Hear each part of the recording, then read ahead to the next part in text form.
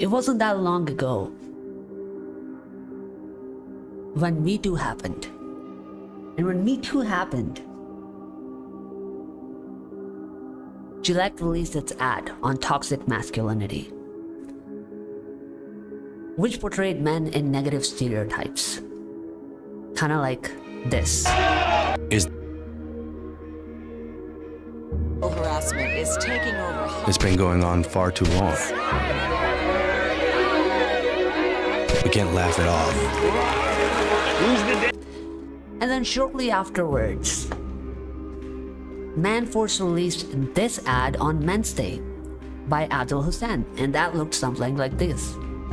लड़का है, जैसा उसे ठीक लगे वैसा करता है, चलता है। फिल्मी हीरो है वो, जिस पे दिल आ गया, उस पे अपना हक समझता है। स्टॉक करेगा, टीज करेगा। Excuse me.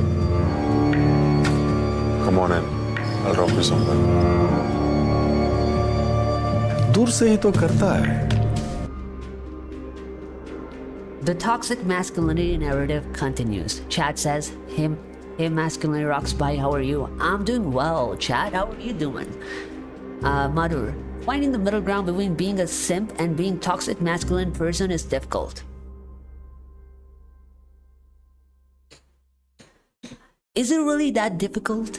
Being normal, I would believe, is the most common existence for men. It's just that psychologically, the boundaries between the two is intentionally being diminished in the eyes of the public. So they think that normal men cannot be differentiated from the criminals. And since they cannot be differentiated, it should be assumed that all men are criminals, right? Essentially, that is the proposition. But today, our stream is about discovering a larger propaganda in there. Sagar, hi Mick, how are you? Sagar, I'm doing well, and welcome to the stream. So today, we're gonna uncover something really, really deep that you might not have even thought, that where the toxic masculinity narrative is coming from, and what is the motive, what is the propaganda. Ironically, this is not the first time in history that this has been used. This propaganda has been used before by the racists. But before we get there, let me continue a little bit of my tangent. So Gillette ad comes out, I don't know, says 6 years ago. Then Men's Day ad comes out by Mankind. This is about 3 years ago. And I thought that was enough, right? That must be the end of it. And then they start publishing newspapers like this, where they say, how do we stop this kid from becoming a monster? Looks familiar? And right there below it says, call for DV lessons at schools to address menace of toxic masculinity. And then I thought, maybe that's the end of it, right? Surely that's the end of it. But nope, it gets worse. Then news comes out, it says, schoolboy lashes at his school for making the boys stand in front of the girls during the assembly and apologize for rapes committed by their gender. So then they started humiliating boys in school. And surely then I thought, that must be the end of it, right? Like, how much would this drag? But no. This year they have decided to release this movie, Adolescence, which has the following narrative. Dad, you're not reading what they're doing. It's a call to action by the manosphere. 80% of women are attracted to 20% of men. You must trick them because you'll never get them in a normal way. We've done nothing wrong, have we? Hey! So you get the picture. Men and boys are the problem. They are getting corrupt. They are a danger to women in the society, right? So we need to guilt them, control them, indoctrinate them, do whatever possible. And then I came across this post by Tin Man, which tells me in black and white what exactly is taking place. Okay, I came across this post, I think it's somewhere in 2024. he mentions that the academic mentions of toxic masculinity from 1990 to 2050 in 25 years, they had less than 20 mentions of toxic masculinity in academia. And suddenly after Me Too in 2017, it spikes to thousands per year. What happened in 2017? So sure enough, I checked this source, whether this is true or not, right? And I came across this paper. It's by University of Wellington, Carol Harrington. And sure enough, it verifies, right? It says academic texts made up the largest proportion of returns until 2014 after 2017's returns numbered in the thousands, mostly non-academic. Nevertheless, toxic masculinity increasingly appeared in academic texts after 2016.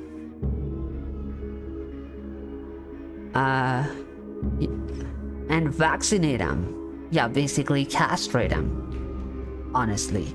Yamraj says, hello Mick, I am back, motherfuckers. Welcome back, Yamraj.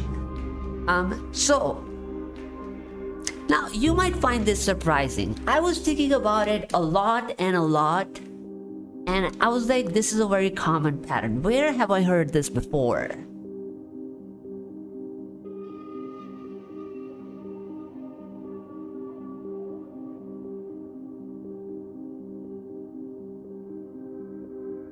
Here.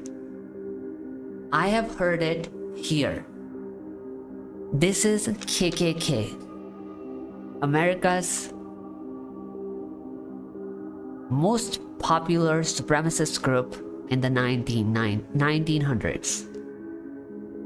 Now you might be saying, Mick, this is surely a conspiracy theory, right? You must be exaggerating. What does toxic masculinity have to do with the racist KKK?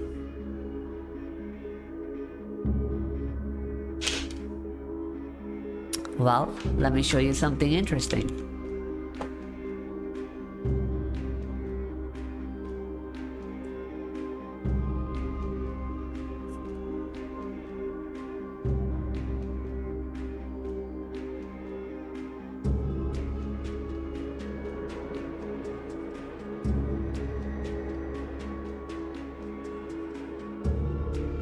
Chat, this is an article of Women's Ku Klux Klan, the largest rising ever recorded in America. You know what's common between feminist and racist Ku Klux Klan? Is that feminists use toxic masculinity the same way racists used black rapist to profile black people. Now they use it on men to dehumanize them. So, right, this is a JSTOR article. Scholars of the WKKK also report that this wasn't only we'll read from down here, okay? Let's just straight cut to the meat. These women often espoused equality for women while simultaneously trafficking in toxic rhetoric about, for example, black rapists. Read carefully. This sentence is very important, chat. The women often espoused equality for women. Where have you heard this before?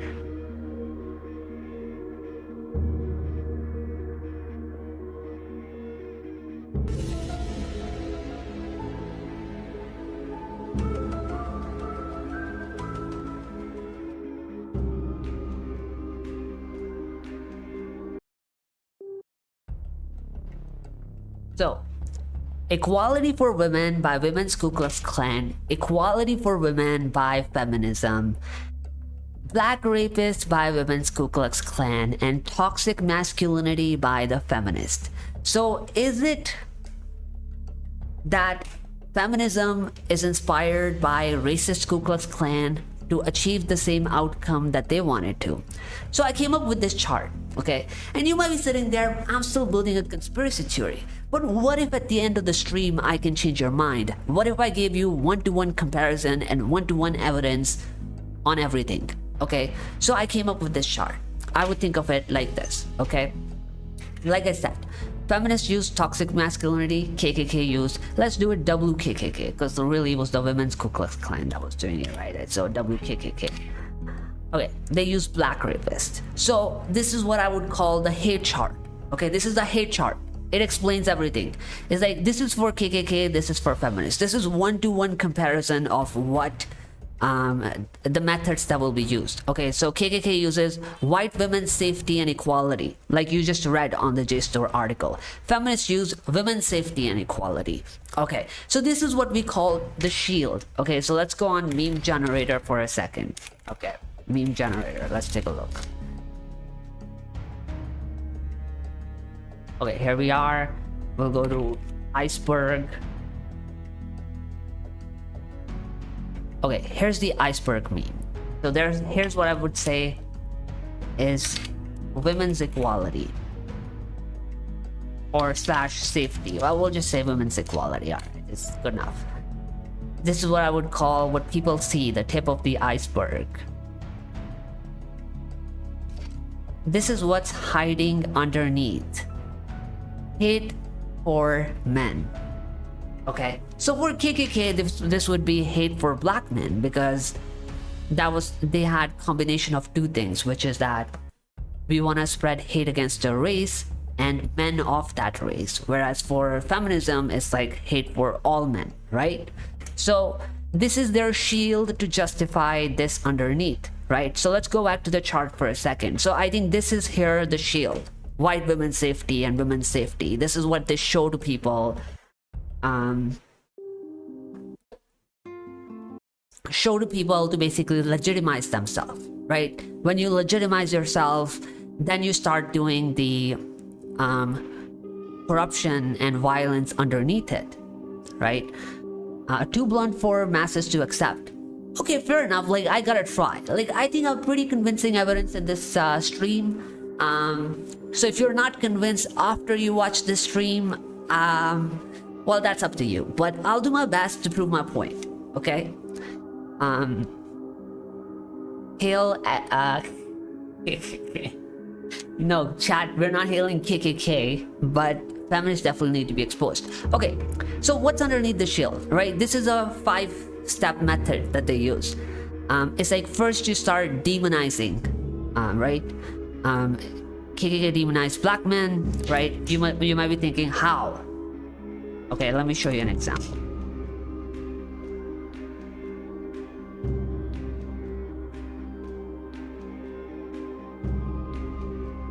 So, this is a historical image.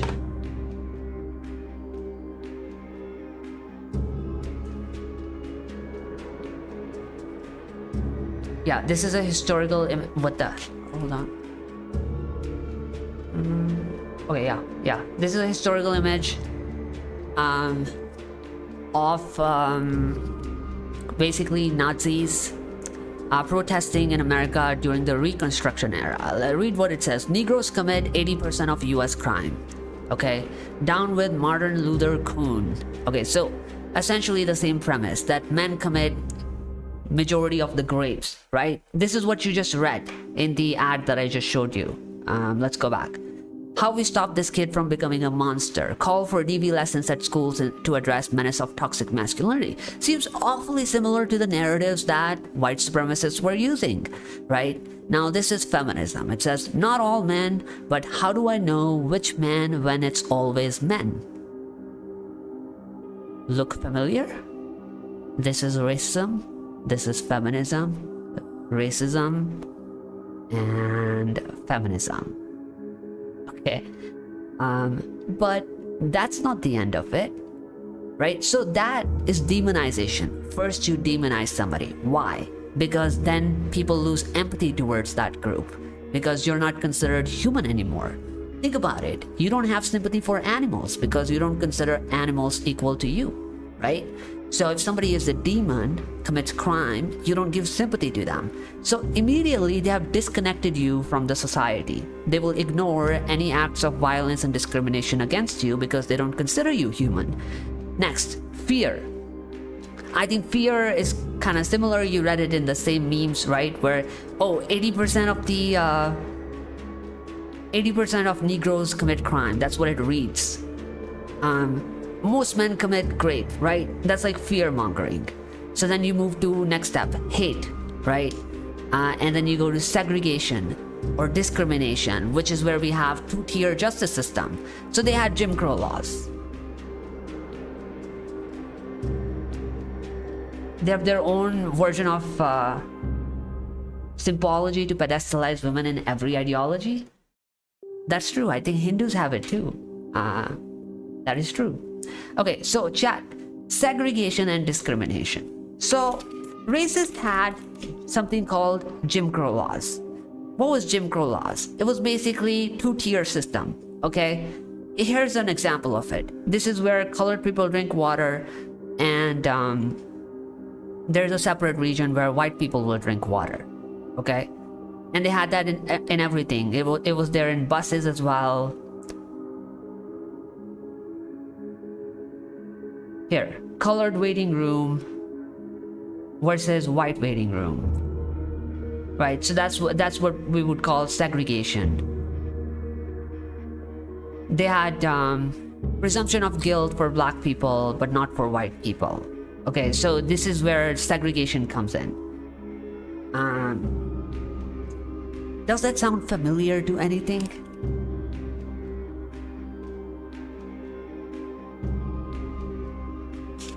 Does it sound familiar, chat? Delhi government develops pink parks as women-only spaces.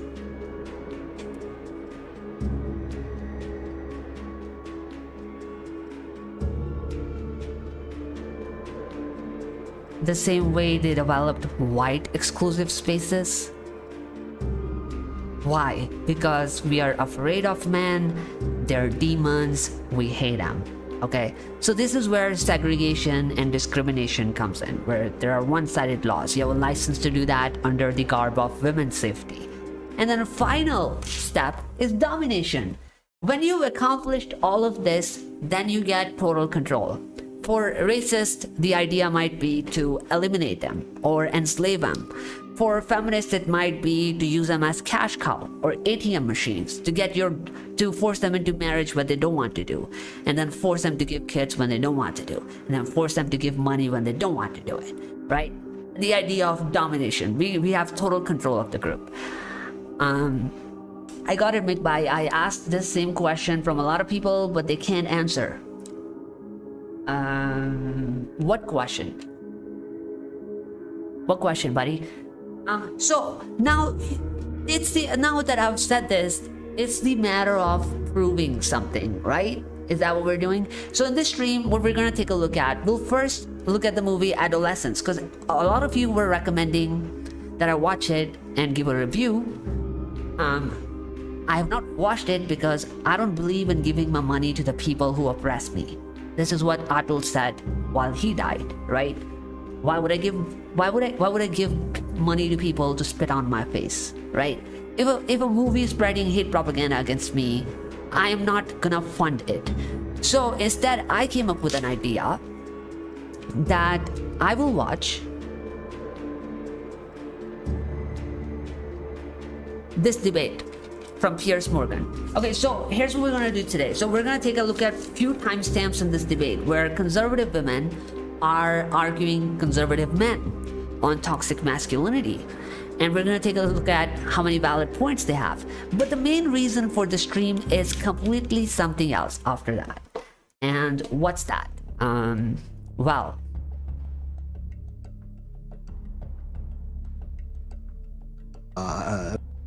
see, chat, nobody likes reading boring paperwork.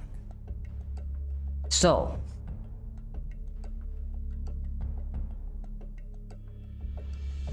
to prove my point, I present to you a documentary of Ku Klux Klan. It says An American History, Part 1 free documentary. Now, here's our goal for today.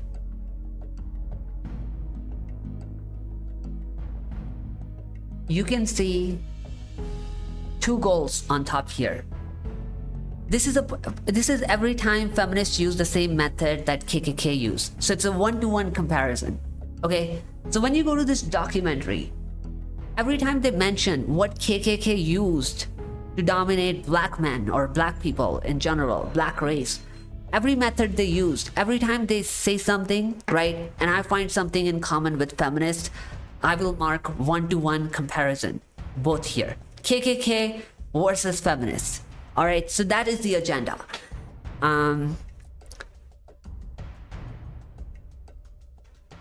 Why, when a crime happens in this banana republic with 150 crore population, why all men are blamed? We're not accountable for what happened. Yeah, so I agree with you, but I think this is a strategy to profile men, build a narrative to gain control. I think you said you got the answer, so okay, fair enough. Every human being has certain emotions, but when men express their emotions, they are labeled as toxic. Meanwhile, when women express their emotions, they're empowered. You know, there is some validity to that. You know, as an example, when women misbehave, so I'm going to give you 2 examples. Okay, so when women misbehave during periods, they say, oh, it's PMS, you're supposed to just tolerate it. But think about it, like, would that be justified if, let's say, for example, I said, oh, I have high testosterone. Okay, so is it okay for me to catcall you? Or I am having mood swings because of that. Is it okay for me to force myself upon you, right? If you look at, for example, the studies of all the rapists that get convicted, in majority of the rapes, the perpetrator is found to have high testosterone. Okay, but we never say that women tolerate our bad behavior, but women say that. But a more common example of that is when mothers abuse their children, and after abusing them, they gain sympathy for themselves. They would say, like, you know, you misbehave so much, you make me do this to you, right? Like, she'll abuse you, and then later she'll tell the kid, I am so sorry, you behave badly, and that's why this happens. Like, you just blame the victim for why you abused them, right? So yeah, it is true that when women express even negative, toxic, and violent emotions, they end up blaming it on the external factors, not internal factors, right? Which is why when women commit crimes like Suchana Seth, who killed her baby, right? They were like, oh, she must have had mental health problems, right? Women can no way commit a crime unless they're possessed by an external demon, because they're pure beings.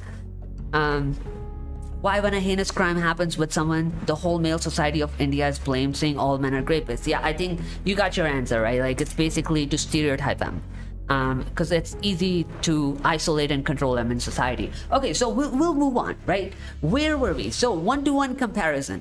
All right, so let's first watch the debate for fun, and then we will come back to some serious talks later. All right, and we'll see how much feminists have in common with KKK. Where are we? So chat, I'm not going to go through this 41-minute debate. We'll just go through some parts that are important. I have some timestamps here. Okay, first let's just watch the intro a little bit. 13-year-old misogynist. Is anybody new here? If you're new here in the chat, type 1. But everybody else, just type hi so I know you're here. Wooksler, too much. Too much what? Toxic masculinity, or I am too much? Who kills a teenage girl. The biggest show in the world. The drama about a 13-year-old misogynist who kills a teenage girl has been seen by 25 million people so far. So this is segregation? No, this is not segregation. This is the road to segregation. This is like, okay, again, refer to this chart, hate chart. This is called hate chart, okay? So what you said about profiling men as considering all of them as rapists, that falls on demonization and fear mongering, okay? Then you go to hate, then you go to segregation. It's like these steps have to come first to justify segregation, right? Oh, all men are rapists, we don't know who we're safe from, so segregate them. Do not let them in the metros with us. Do not let them in the parks with us, you know, because they will grape us. So yeah, segregation comes later. Thanks for clearing it out. Yeah, you're welcome. Too much similarities to be KKK. You'll be surprised. I'm a high testosterone male. I might meet you at midnight, but I don't know. Chad, stop it. Thanks, Piers Morgan, something like that. Okay, so the reason why we're watching the Piers Morgan debate is it reveals a little bit of feminism and traditional side as well, because traditional people, they just act like they are allies of men, but I think they're exploiting men. They just want to use them for votes. So they use like a garb. They also use they're like fake meninists, like, right? Like, we are using meninism to gain votes, but we don't actually have any intent in giving men equality. And so I think a little bit of that shows here, right? So we'll see what their arguments on toxic masculinity is. Oh, I got it. There's a whole lot of steps. Yeah, there's like 5 steps. So I simplified it for you, but if you ever go on this incitement to genocide on Wikipedia, whatever methods I just named are named here as well, right? So here you go. Dehumanization, which is equal to demonization. Accusation in a mirror, it's different. It'll come up some other time, but not today. Euphemism and metaphor. Praising past violence. Yeah, there are certain things, right? But incitement of genocide is basically a form of a hate speech. Right? So there's a lot they have in common with what I laid down here. But like I said, nobody likes reading boring paperwork, so I'm just simplifying it, you know. Why is Piers Morgan obsessed with getting manosphere creators to apologize? He doesn't. I think Piers Morgan comes across as a neutral. I've been observing it for 3-4 years. I don't really have a problem with Piers. I think he took a lot of our side during the elections, during the Golden Globes. There's an actress who sexually assaulted men on the stage. He spoke up for that. He spoke up against the Gillette ad. And right now he's going to be speaking against this Adolescence movie. So I think he's fair. I don't have any complaints. Ashish says, hello, Mick. Hi, Ashish. We call it Sango Uncle Syndrome. He's so annoying. Piers tries to assimilate with trads, like thinks only women are a victim. No, you're wrong. So you should watch this debate. Okay, because he doesn't. He calls them out. I'm with Piers. Chat, I'm with Piers on this. Okay, let's watch it. And was raised by the British Prime Minister in Parliament. With our children. I've got a 16-year-old boy and a 14-year-old girl. It's a very, very good documentary to watch, or drama. This violence carried out by young men, influenced by what they see online, is a real problem. It's abhorrent, and we have to tackle it. It's actually a fictional story, Prime Minister, not a documentary, but as the Prime Minister referenced, it tells the story of young boys who are radicalised by content online. There are references to the manosphere, the Matrix, incels, and red pills. Andrew Tate gets a name check. And that part of the show has sparked an outpouring of... Is he a Jew? Is Piers Morgan a Jew? I don't know. Is he? Is Piers Morgan a Jew? It says he was raised by a Catholic. He loved to juggle on both sides for views. I feel like he's fair. I really don't find him to be grifting. I feel like he's genuine. Pandey, hi Pandey. A commentary about the abject horrors of the internet and the crisis of male role models. Banged by a girl, you sausage. You're not getting it. What am I not getting? Dad, you're not reading what they're doing. It's a call to action by the manosphere. 80% of women are attracted to 20% of men. You must trick them because you'll never get them in a normal way. Yeah, so I feel like this is what propaganda movies do. They like isolate the entire thing to something very little, right? It's like Hare's Manosphere talks about a lot of things. Like they talk about men's rights, equality, right? But they isolated it to just that one argument that men are frustrated that, women date up 20% of the men, and that's why they want to commit acts of violence. It's like a very negative image of men. I think we were talking on Discord, Sagar, you were saying something like, they use the two extremes. They want to put women in a best light, best image, and men in a really bad image. But the truth isn't always on the extreme ends, right? Like that is like, oh, this person is just good, this person is bad. Like, no, it's a lot more than that. They have a lot more qualities than that, right? Nobody's always all the time bad. No group is always all the time bad, right?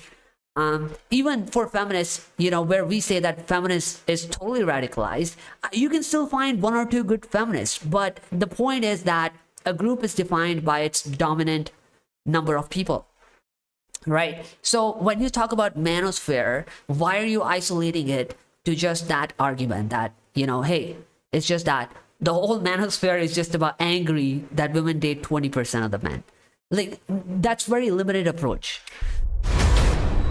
Look at Andrew Wilson. He's a G. Yeah, I think he's in this debate. He's probably acting as a mediator. Yes, actually, you're right. Piers is acting as a mediator.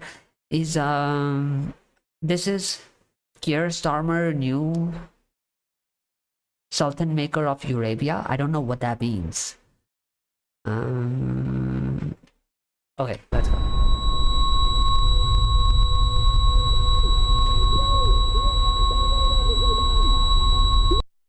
Well, The Guardian summed up. I think it sums up pretty well for me that they're intimidated and threatened by the manosphere. So they're trying to discredit it by using negative stereotypes. So men and boys are not allowed to listen to manosphere anymore. And if they don't, then they will be easily controllable because they will have no other influences than just the feminist influences. Right? So anybody who's trying to help men should be detached from them. So then we can have total control. Up the general tone of the reporting with a headline that said from the police to the Prime Minister how adolescence is making Britain face up to toxic masculinity. But is it really? Can it not just be a successful drama that references popular culture, as so many do? Critics of the show say it's another version of the same man-bashing narrative that gave rise to the so-called manosphere in the first place. Well, here to debate all this is the host of The Crucible, Andrew Wilson. Yeah, he's right. This is the kind of negativity that they spread through feminism that gives rise to manosphere. A peaceful protest for Men's Commission will be held in Jantar Mantar, Delhi. Yeah, guys, it's on April 18th. If anybody wants to go. Atul's brother Vikas Modi has organized it. The minute they used Andrew Tate name, I knew it's propaganda. Yeah, Andrew Tate is wrong for a lot of things, but they use him as propaganda, yes. I would use this analogy, even in the Divert Hate report, they kind of used his name on the top, and then underneath that, they discredited a lot of the legitimate influencers. It's like when you're smuggling a product, right? You hide it. Like you can take like a book and you can put drugs in there and then close the book, right? On top it looks like a book, underneath there are drugs, right? So that Divert Hate report that came out, they will use the face of Andrew Tate here. It's like, okay, it's bad because Andrew Tate, but underneath that there were a lot of good influencers that they also discredited. So like they were the Divert Hate report was basically selling poison to people disguised as cure. We'll cure you from Andrew Tate's hate, but underneath that was support systems for men. But we'll cover that some other time. I will do stream with you if my mom goes to her parents at night. Guys, Putin was there with us in the last stream, and he was talking about how he was falsely accused and people jumped on him. I asked him to send me the story. He has sent me the story. So Putin, if you want to do the stream, I will happily invite you. You can tell people what the story is. If not, I actually know one more person who reached out to me with the same story as you. So I asked them to also come, and share what happened to the person. How did they recover from it? How did it affect them physically, mentally? how do you cope with it and all that stuff, right? And I was like, probably it's an interesting story how common it is. So if you want to come, you should. But if not, I'll try to bring the other person next week and I'll tell your story to the people as well. Camouflage phenomena. True. Okay, something in Hindi. What about KIIT case? Any update? You told you will do another interview to rip off the Nexus. No, I didn't say that. I did release the video of the interview, which is like 20 minutes long. It's on the channel. I did say I was going to do another interview. I think what I showed at the end of that video is that, okay, just for context. So the KIIT source was supposed to do an interview with me. Okay, so that call that you're listening in the video was not the interview. That was just me talking to her and getting the information, just me, right? And I was like, hey, we'll schedule a date where you'll come for an interview, I will record it. But she backed out of it. So because she backed out, I used the recording of my call to make it public because I didn't have anything else. Okay, so she backed out of the interview. I think I mentioned that at the end of the video. It was like I typed it out. What about what is it in your favor? In your favor, what? Story could be insightful. Okay, fair enough. Let's go. Radio host James Barr, the host of Tommy Lahren is Fearless on Outkick, Tommy Lahren, and the host of the Determined Society. I would like you to pay special attention to this traditional woman. Let's just see how based her views are on men. Because they seem to be helping men and they want to project it as such. Why do you know that fat guy who are interview celebrities in car? He gets to my nerves all the time. He's annoying. No, I don't know about this guy. Can you like send some info? If you're on Discord, like send some links so I know what you're talking about. Fredra, welcome to all of you. Andrew Wilson, let me start with you because look, I've got 3 sons, 31, 27, 24. I think I brought them up to respect women, to not behave in a misogynist way, and to behave in a pretty decent way generally. But I'm also aware that they've grown up in an era when the likes of Andrew Tate and others have become increasingly dominant in the way that a lot of impressionable young men start to think and view women. And for all that Andrew Tate can say that is positive about getting fit and being successful and confident and so on, there's indisputably a hardcore streak of misogyny that runs through his veins, which I think has been quite damaging to young men. So I'm not all in either way here, but I can certainly see the arguments. Where do you sit? Yeah, well, I mean, I think that so I watched the show and it just goes through a typical feminine view, right? So all of these things are always through the prism of the feminine. So young boys, they don't do well at school. They don't do well in school because it's all programmed for the feminine. Stay still. Hold your hands, right? Be quiet. Boys are rambunctious. They like to beat each other up. They like to be mischievous. They like to break things. They like to do that kind of stuff. There's no outlet for them to do that stuff. I think there's some truth to the fact that boys also don't learn the same way that the girls do. Like they learn vocationally, whereas women can be more bookish. There are some studies to prove that. So putting boys and girls in the same curriculum, which is designed for girls, is setting boys for failure. But now bringing in this whole feminist propaganda, to basically guilt them, humiliate them, cast self-doubt in boys and men, divide them, distance them from their own identity, from their own male ancestors, is creating really a problem. Their teachers are all women, right? There's basically all masculinity is now considered toxic, basically all of it. The same women who are getting their double shot of espresso on the way over to the school they're about to teach at, they're 24 years old. Sometimes they're banging their own students, right? Hilarious. I'm a bit familiar with your story from Discord, but it will be worth to watch you get featured on this channel. You're talking to Putin, yeah. I don't know I just heard about the story. Send me an email.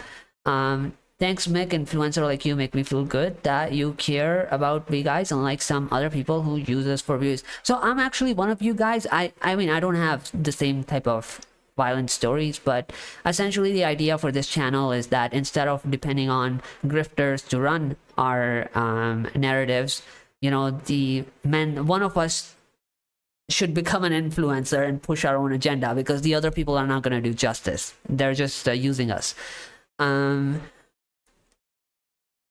Mashable India? I don't know what you're talking about. Seriously enough. And then these people go out to parliament, the same women go to parliament, they vote to send men off to war to stab each other in the face with bayonets. And you're concerned about toxic masculinity. It cracks me up. It's like the brutal savagery of men is a necessary precondition for society to exist. And we just kind of pretend like it's not. And this show should actually be an indictment on the feminine rather than the masculine, because basically masculinity is just punished everywhere, all the time, nonstop. It's no wonder guys like Andrew Tate get so famous in these spaces.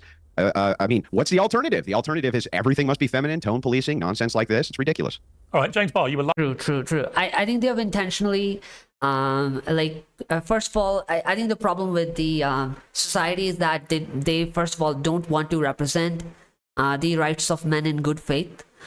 So then it creates a vacuum, and when they create a vacuum, then they try to fill it with fake meninists like Men XP, Nikhil Taneja, he for he campaigns, which are just feminists infiltrating the men's spaces to center a conversation about men's rights, centering it on feminism. Like women should be the main character in those, and it irritates men a lot because you're using women's spaces to talk about women, and then you're using men's spaces to also talk about women. So where should we go, right? And it irritates them a lot.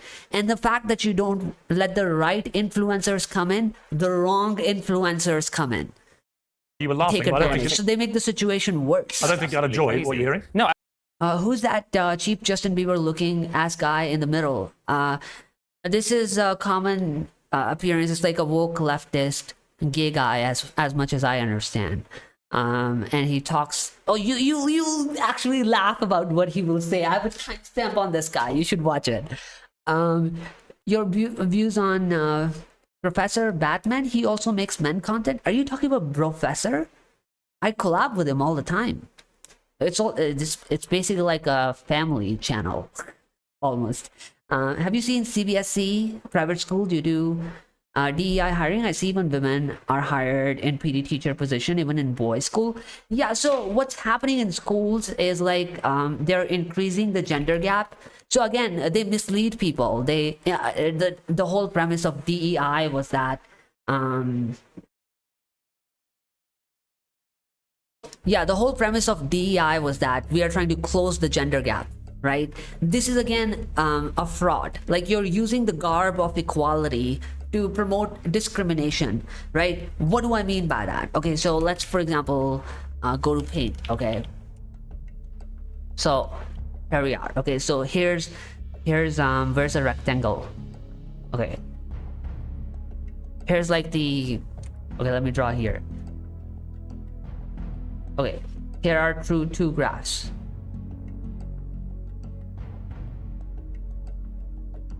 I'll just go down in a second. Where am I?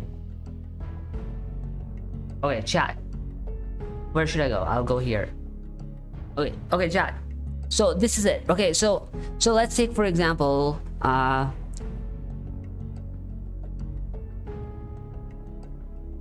this is men. This is men. And this is women.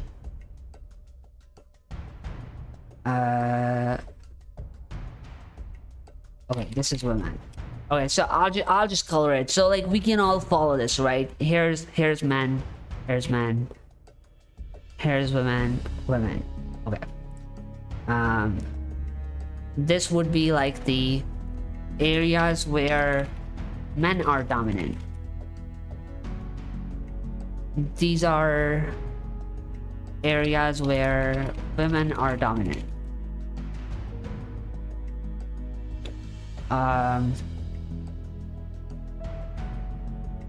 Okay, so the idea of DEI, they were trying to commit a fraud. They're like, we're trying to close the gender gap. But when they talk about closing the gender gap, where's the paintbrush?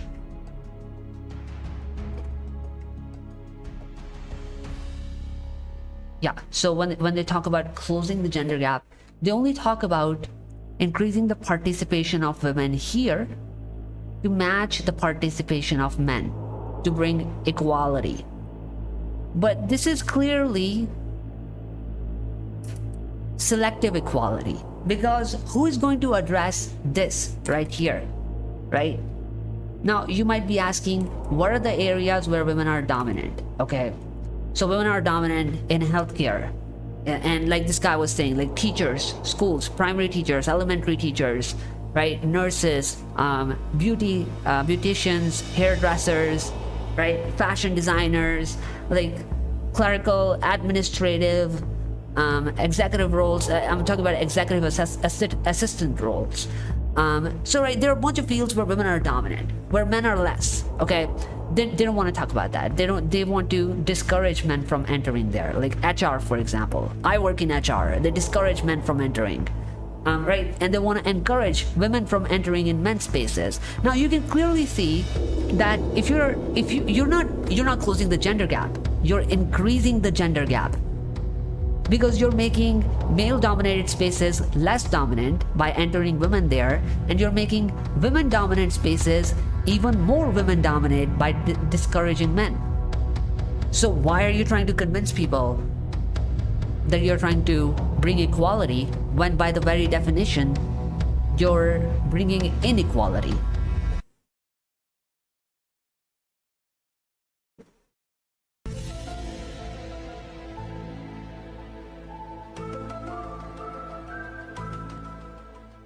Advocates, hello. Gays dominate in fashion designing, I guess. There are not enough gays to dominate fashion designing, unfortunately. Women dominate that. Fact that men get shamed for being successful. I mean, they like are so bitter about success. You know, anything to take us down. No, I mean, I don't think you've seen the show. Episode 2 is shot entirely in a school. I didn't see one of the female teachers drinking a double shot of espresso at all. None of the teachers were flirting with students. There were male... Alternative. The alternative is everything must be feminine, tone policing, nonsense like this. It's ridiculous. All right, James Barr, you were laughing all the time. I think Andrew called out that women sexually abuse children in the school. I think he said that, the feminine rather than the masculine, because basically masculinity is punished everywhere, all the time, nonstop. It's no wonder guys like Andrew Tate get so famous in these spaces. I mean, what's the alternative? The alternative is everything must be feminine, tone policing, nonsense like this. It's ridiculous. All right, James Barr, you were laughing, but I don't think you had a joy what you're hearing. No, I mean, I don't think you've seen the show. Episode 2 is shot entirely in a school. I didn't see one of the female teachers drinking a double shot of espresso at all. Yeah, but he's not talking about just that show. He's talking about generally that femininity is a problem in the society and not masculinity. He's talking about society in general. You're just trying to change the subject. None of the teachers were flirting with students. There were male teachers as well. I don't think you're describing the show here. I think you're Yeah, but again, you're not acknowledging that it is becoming very common for women to sexually abuse boys in schools and juvenile detention centers. So anyway, we'll just jump to the fun part. So this is the first time. You have feminine virtues for men to be pursuing masculine virtues. But the two extremes right now, they're confusing men, and quite frankly, they're leaving women with few choices. And that's the real tragedy here. You see, I completely agree with you, but Andrew, you were shaking your head quite vigorously. Why? Yeah, well, I mean, it's just more feminine or feminist nonsense, ultimately. And the covert... Wait, what? Now is these young men who feel as a felt masculine. I'm the only... Yeah, so that's mixing you, I think. All right, Piers, well, I think, and I can't see you all, so forgive me if I'm incorrect here, but I think I'm the only female on this panel, Correct. So I'm really anxious.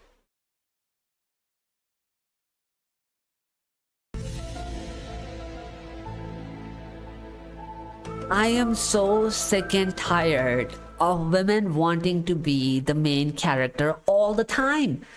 Bro, like the whole time it's like, I'm the only woman on the panel. We need to have more women on the panel. This is a debate about masculinity. Why do you think a woman's perspective on men is important? Anxious to weigh in. Okay. Why don't you invite men to dictate feminism? How you guys should operate, how women should behave. You know, we'll dictate to you. Okay, so I think over the last probably 10 years, there has been what I call the pussification of men. It was everything should be about your emotions and your feelings, and men were emasculated, and this whole concept of toxic masculinity warped the minds of a lot of young men. And they felt masculine, they wanted to be masculine, but society was telling. Now, chat, pay attention. Right now, what she's saying, you're probably like, oh, of course, this is in our favor, right? And this is what traditionalists do. They come across as somebody who's trying to favor us. But underneath that is a whole different agenda, which she will reveal very soon. Telling they should be softer, that it was being toxically masculine if you wanted to play sports and chop Look at the woman's expression. She doesn't like being quiet for so long. No, she doesn't. At least in West, people are discussing the feminism side effects, but in India, all are living in the Lulu world. I wonder when Indian people will wake up. You are partially right. Americans are anti-feminist. Like there is right-wing side, which is conservatives. They're anti-feminist. But in India, both left and right are pro-feminism. However, I want you to keep in mind that anti-feminism doesn't necessarily mean pro-men, right? You can hate group A, doesn't mean you're automatically in favor of group B, because two things are possible at the same time. You can hate both groups, right? So they're not necessarily helping men in any way. Medicine was always female-dominated field. For now, it has happened. You know what's interesting about medicine is that, I don't know where I heard this or if it's true or not, that even in healthcare, the chemists, I think, have a higher injuries or fatality, if I'm not wrong. Not chemists, but like the people who work in the medicine area. Isn't that true? And that's male-dominated. Are chemists male-dominated? By considering several different data sources, we found that a baseline of approximately a third of chemistry researchers are female overall. Yeah, so it's majority men, like 75%. No, 66%, right? Do chemists have high workplace casualty rate?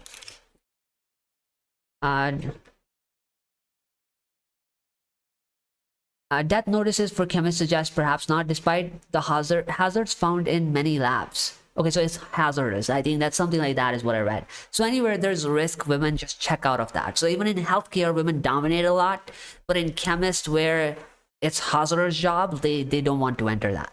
Chop wood and go to war. And so men were so emasculated and so beat down that then there was this revolution of what was actually toxic masculinity, the Tate brothers and others, which I feel as a female that doesn't represent true masculinity. That to me represents douchebaggery. And as a woman, I want a strong man who is a protector and a provider that will go.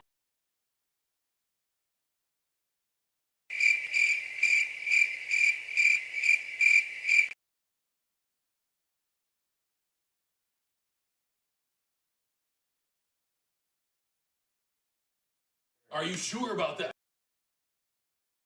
See, I told you, this is all a fraud. Now she's showing the true colors. I want men to be protectors and providers. We'll go to war if need be, that will protect me. Yeah, go to war, do the acts of violence, so I can live safely. Show Dick some respect. This is their true face. You know what? This is your problem. Protect my family, make money. I see that as being actually masculine. That's like the man that I grew up with, my dad. But what because you're profiting from it. Okay, that's why you see it as manly. See, let me give you an example, chat. Chat.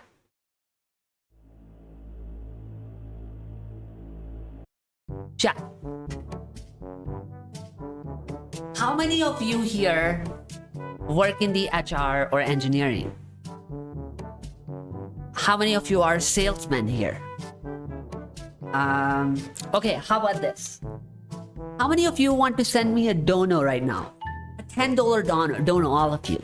You know, if you were a real viewer, you would send me $10. A real viewer sends $10 dono right away. If you're not sending me the $10, you're not a real viewer.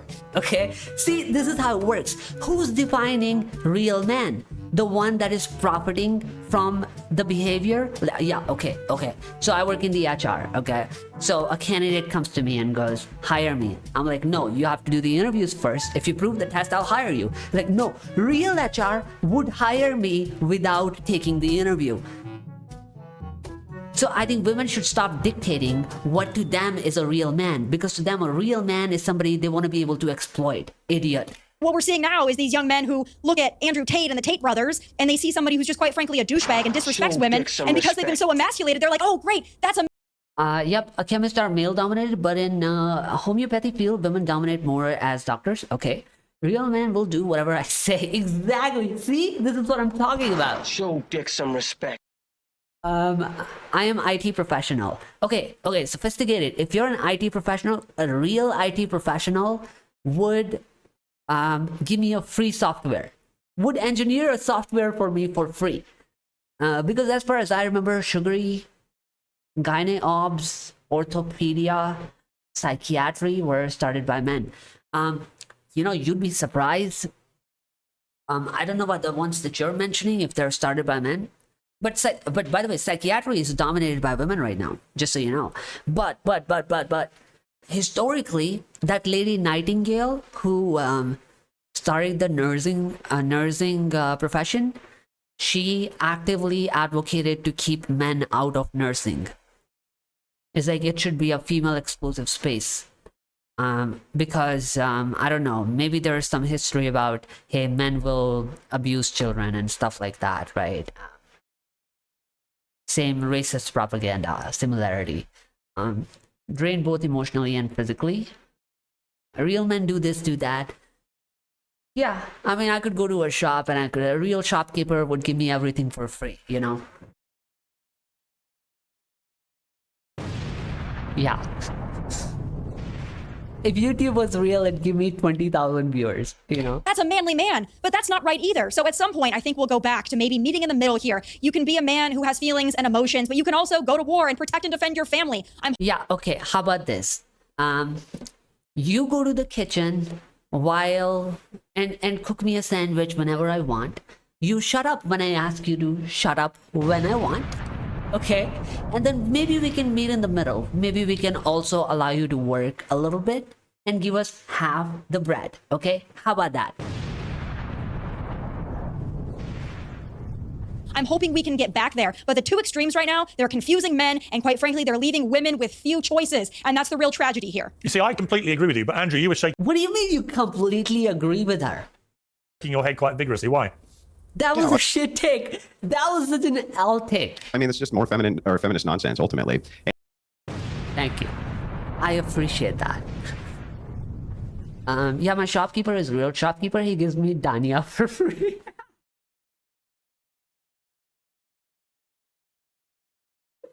Yeah, I mean, that is a real shopkeeper for sure, bro. Women are psychologists is a nightmare for the society. It really is, man. Therapy is like super feminine. Like you try to go to couples therapy, and if a wife says that my husband is abusive, they would say that husband bad, you need to change yourself. If a husband says that my wife is abusive, they'll say, what is it that you're doing that makes her so mad? Must be your fault. And everybody's like, excuse me? In psychiatry too, prescribing neurological medications for depression and other disorders. Real Men on Piers channel is Andrew Wilson. In this debate, he was doing pretty good, but I have some disagreements with him in general. A real bank will give me money for free. Based. Now you're talking. And the covert feminism in society is big, especially on the conservative. I'm not talking about paramedics, nursing or auxiliary hospital staff, but women in psychiatry and neuromedicine are not doctor, but biased nightmares. Yeah, I agree with you. Bro, what the fuck? Side. So here's what happens, right? I don't know what is typing. I didn't see it. Right? Women need to have feminine virtues for men to be pursuing masculine virtues, for you to say things like, well, men, what I want is for men to protect me and I want men to make money. Well, that's great. What that ends up doing is it gives you a set of privilege in society. What do men get? What do men get for doing that for you? What are we getting from women for doing that? Are we getting chased? Based. Virgins on our wedding night? No. Okay. We're not getting chased. Okay, I'll let you finish that. Let's see what else you have to say. Virgins on our wedding night. Are we getting women of great virtue? No, we're not getting women of great virtue. The idea of courtly love is supposed to be done for women of great virtue. Where are they? Well, they're nowhere. And so in modernity, in society, when female conservative influencers say this, it's actually a form of covert feminism. They're saying, I want privilege in society, right? But what is it women are giving to men to get it? What?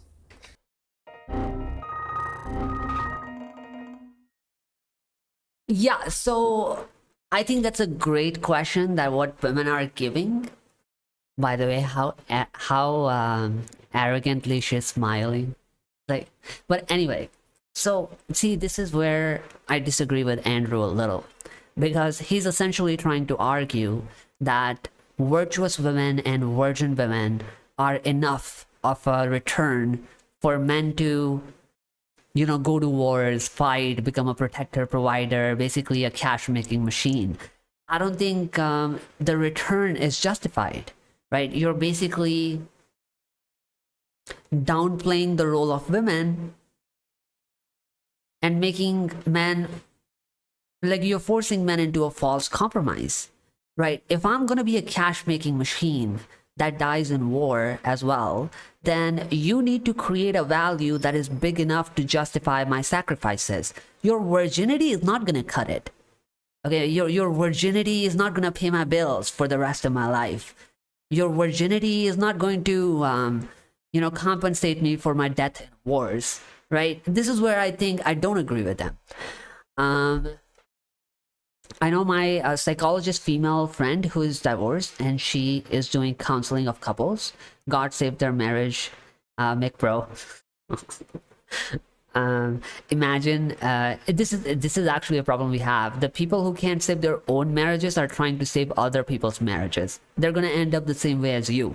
And we have some of these in lawyers as well. Like there is this lady who constantly comes on podcasts. I think her name is Vandana. And they call her the top divorce lawyer of India. She herself is divorced. So it's like it's her specialty to break every other marriage possible.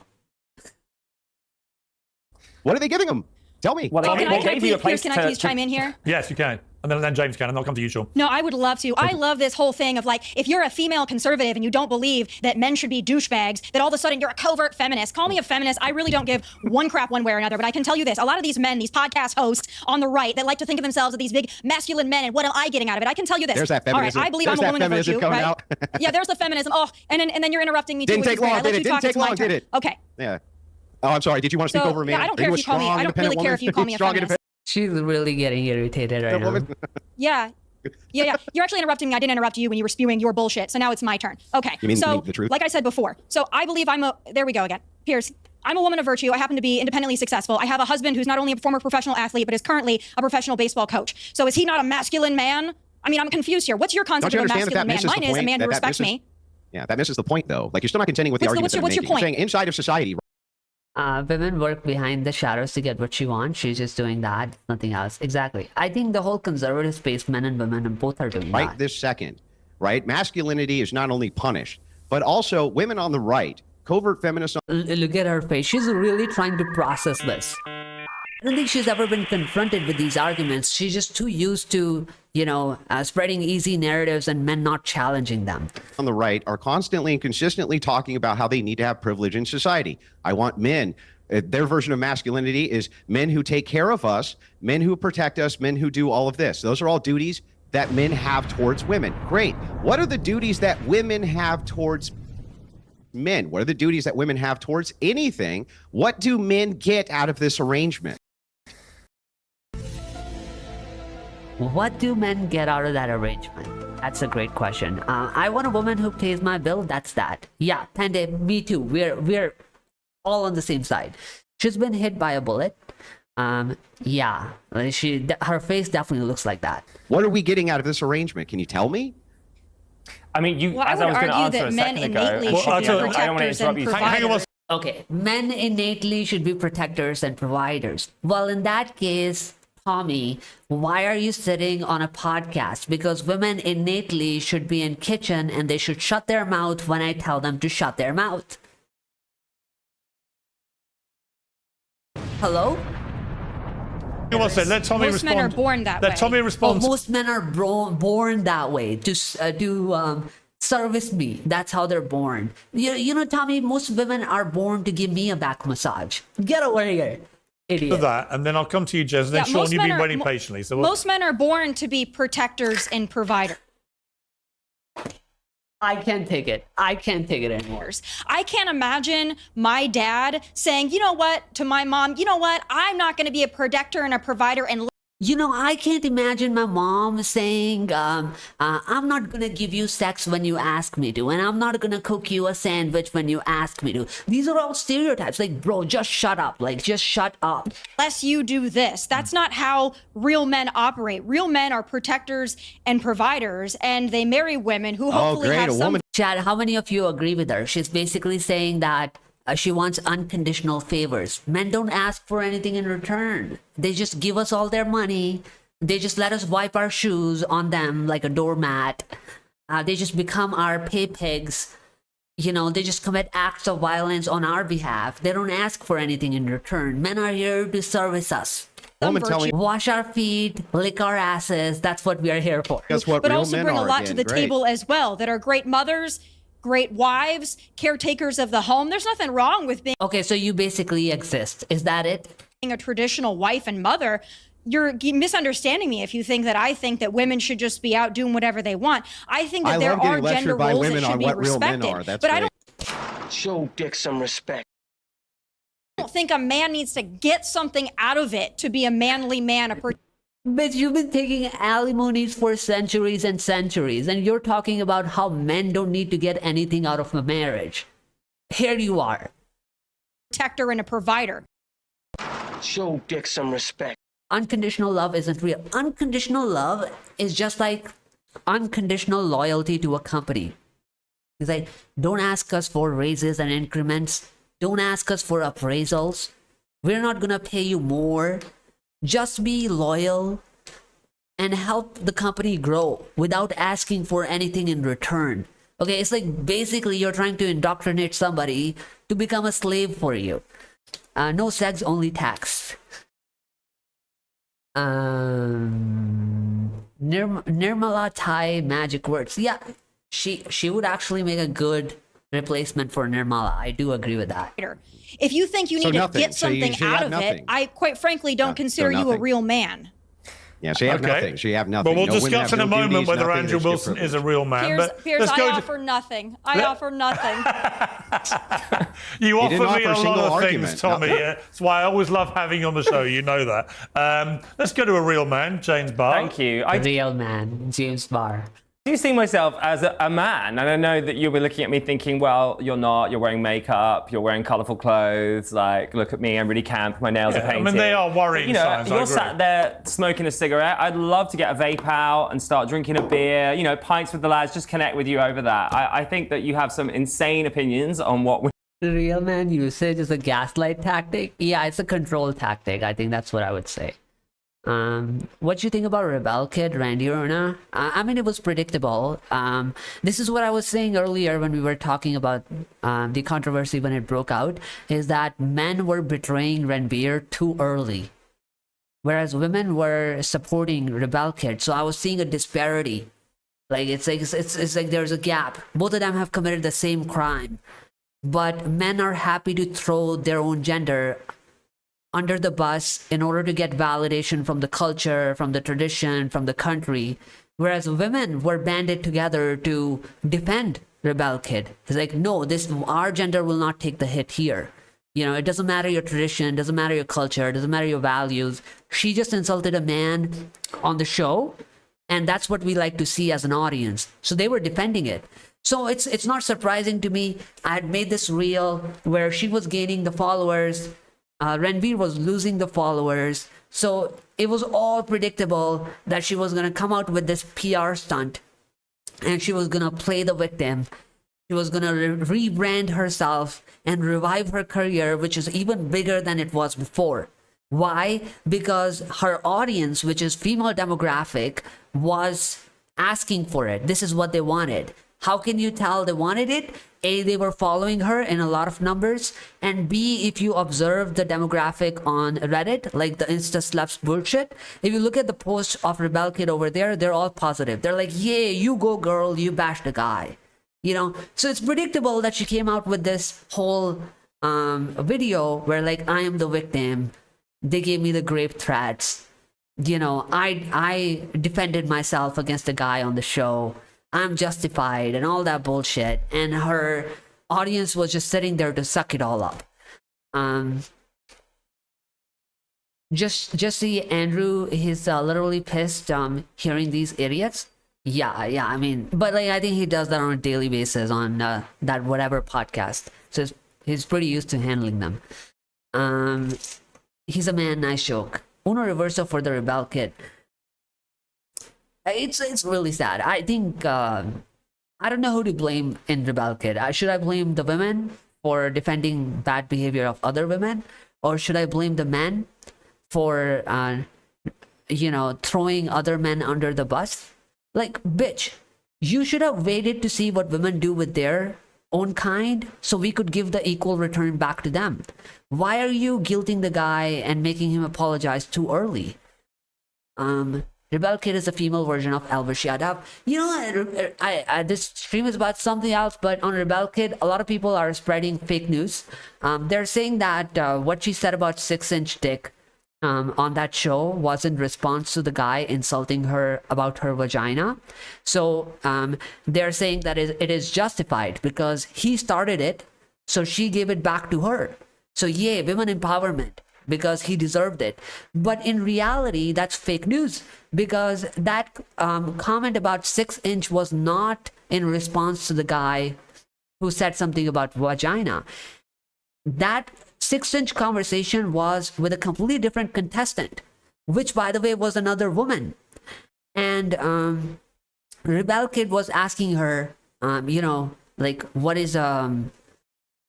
is like a ideal groom? I want somebody with 6 inches. And it was totally unprovoked. Nobody said anything to her. She was not the victim, right? I think I might have, if you guys really want to go off track for a little bit and see it, I think I found it today, so I can check in my history. Yeah, I think it's one. No, मैं आपको उस type की लड़की लगती हूँ. Right. So chat, for context, right? This is what people are saying. They show you this. They show you this guy. They're like, he started it by making the vagina comment. She returned it by making a dick comment. So it's justified. That's what they show you. But reality is very different. So look at this. क्यों vagina में sensation खत्म हो गई है क्या? Vagina में sensation खत्म हो गई है. कभी वजाइना देखी है माँ से निकलने के बाद लवड़े? Okay, so they're like, she made this comment, it's justified. But in reality, the 6-inch comment, she's looking for. मैं आपको उस टाइप की लड़की लगती हूँ. She's talking to this girl. So men are not even involved in this conversation. You're just humiliating men without any provocation. मैंने बोला ही नहीं. भाई मैं तो इतना ही बोला. संस्कारी लड़की हूँ मैं यार. सब संस्कारी है. पति परमेश्वर चाहिए मुझे, बताओ कहाँ से मिलेगा? 6 फुट 4 इंच. भाई. See? ये तो उसी पे डोरे मार रही है सीधे भाई. और नीचे से minimum 6 inch. See? Everybody is trying to whitewash her image by misleading people. She made sexually degrading remarks against men unprovoked. And I remember there was a guy, right, who asked FIR against influencer for asking, wait, I think it was on Hotterfly.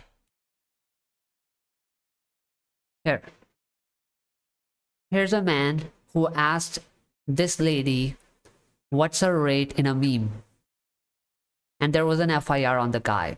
Okay, so if I ask a woman, what's your rate? I'm a criminal. But you can talk about my 6-inch dick. Okay?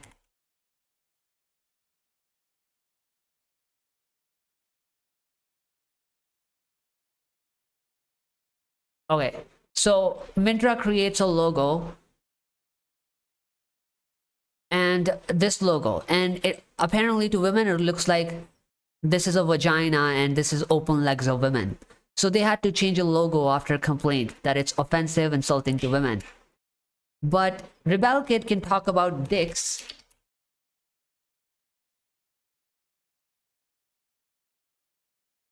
And I don't know where I saw this. I don't know if I can find it. But she has this clip going around where she's showing vibrators. Like she's objectifying men. So she can do all this, right? And conservatives have no problem now. But it's like over-policing, over-targeting of men.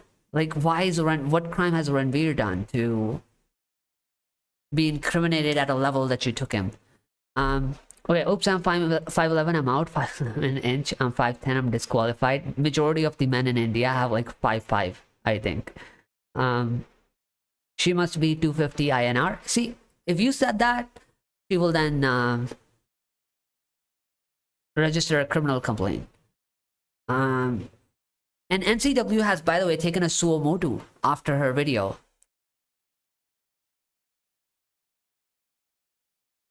Here.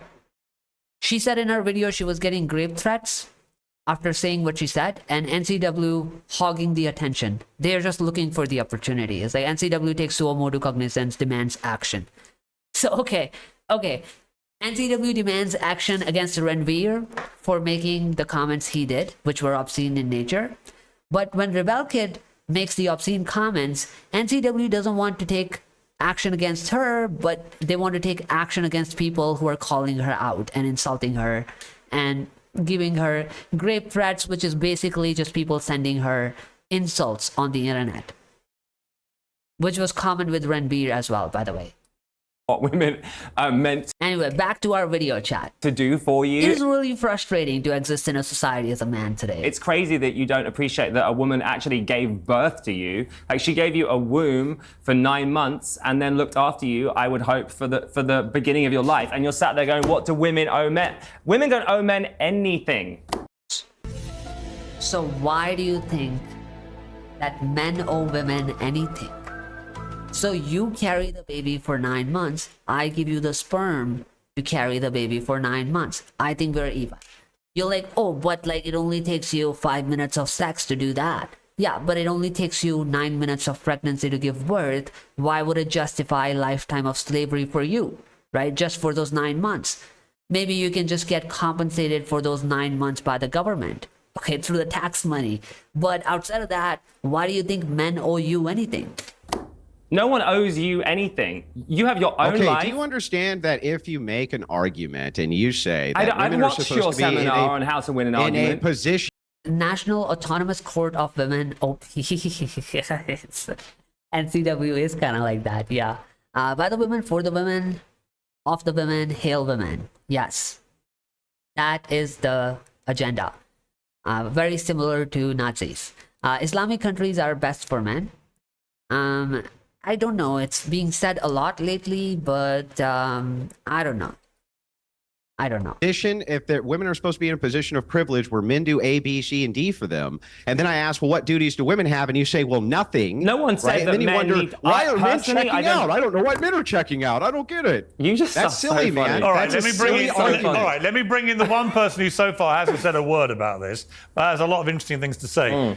Sean, welcome to Uncensored. I mean, I think one of the key things of this series that's made it so popular is that anyone who's had young sons knows that they are, if you're not careful, they get exposed to a lot of nasty stuff on the internet. Okay, chat. We all We're know gonna this. skip to 20. I love the. Okay, 21. Okay. It's freedom of choice. It's freedom of choice. Wait, go Raising back a their little. children, that's a way better system. It's always been a better system. I guess we're talking It's freedom like, of choice. That's not No one's forcing misogyny. women to do anything. It's freedom of choice.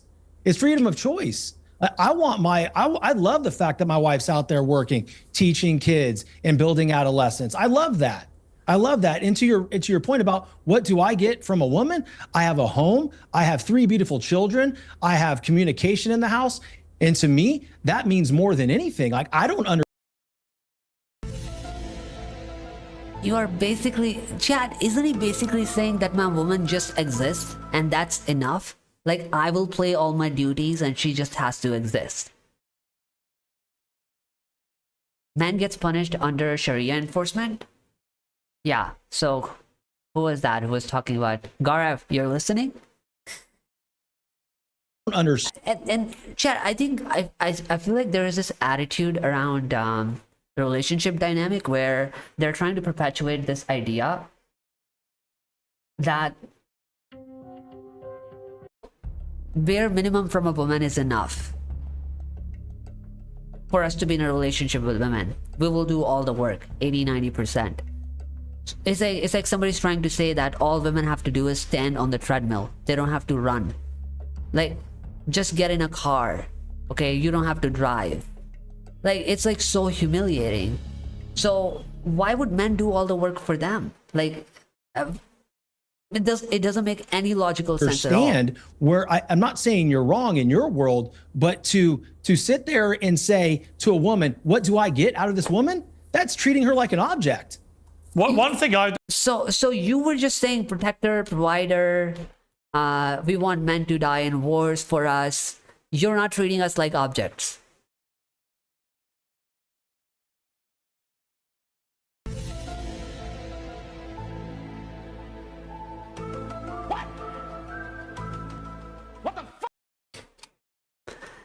That's enough for most of the men. I suddenly remember you guys just keep bringing it up, don't you? Yeah, Woke Bros did say something like that. After my conversation ended with him, I realized that he is more also like a traditional conservative guy and less of a men's rights guy. So it makes sense that sometimes he talks like traditionals and conservatives, like the ones we have here, right? So he makes similar arguments. So yeah, he was saying something of that nature, that women can just do the bare minimum and we'll do the rest.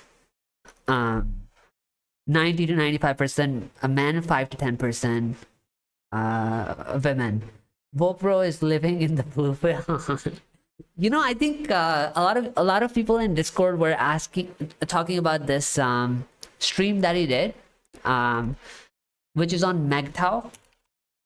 So I watched for like 5 minutes or something. It looked like to me he was very upset. So this one right here, MGTOW. And I feel like he was challenging kind of like our views, some of it. He wasn't naming anybody, right? But it was pretty clear who he was talking about. Like, one of our chatters named Blitz did a debate with him, so I think he was talking about him, and maybe some of his rebuttals looked like he was rebutting me, but he didn't name me. So I asked him for a debate, but he did not want to do the debate. If you guys want, I can do a reaction on this stream. Let's see if he has any valid arguments. Because I felt like if you have arguments, if you think you really have an idea which is, which is like better, more logical, then you should be able to defend it in a debate.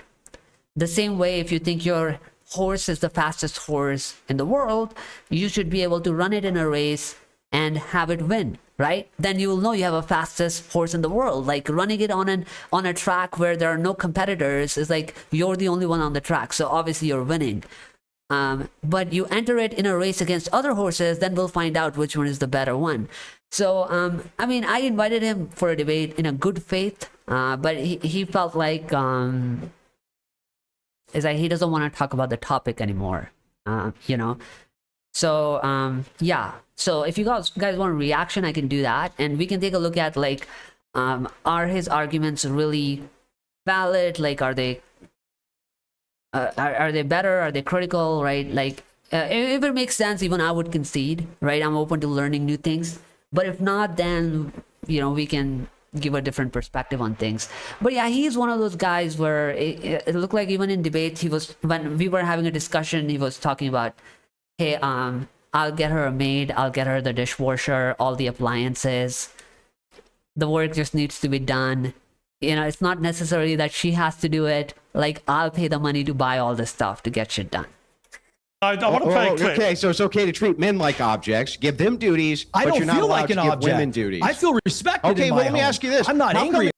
Vopros made all this content about importance of virginity just to say accept low body count women recently. Yeah, it was Blitz destroyed him. I thought Blitz debate was not a debate. I think Vopros was mostly listening, but Blitz's arguments were really strong. Like, I was very impressed as well. But in the Western Pac, Indonesia, Saudi Arabia, like nations, feminism is on peak. Afghanistan, like Riyasat, has complete Shariat. I didn't understand the last sentence. Has MGTOW Wala video Mujhe si ni. I'm not really great at reading Hindi. Because they're allowing it to get benefit under WTF. Okay, so Professor is going live too. Are you going to merge the stream? We haven't talked about it. He may have a different agenda, so not yet. But if I finish early, I can go on there. Bro, you obligated him in last live with have some sympathy for him. For who? For Book Bros. I mean, I don't have any hate against him. What do you mean sympathy for him? Like, I don't dislike the guy. You know, I have disagreements with the views, but not the guy. Vogue Slayer, I'm in. Okay. Bro, if I ever marry a girl, she's doing chores and raising my kids. My only job is to earn money, and rest all has to be done by her.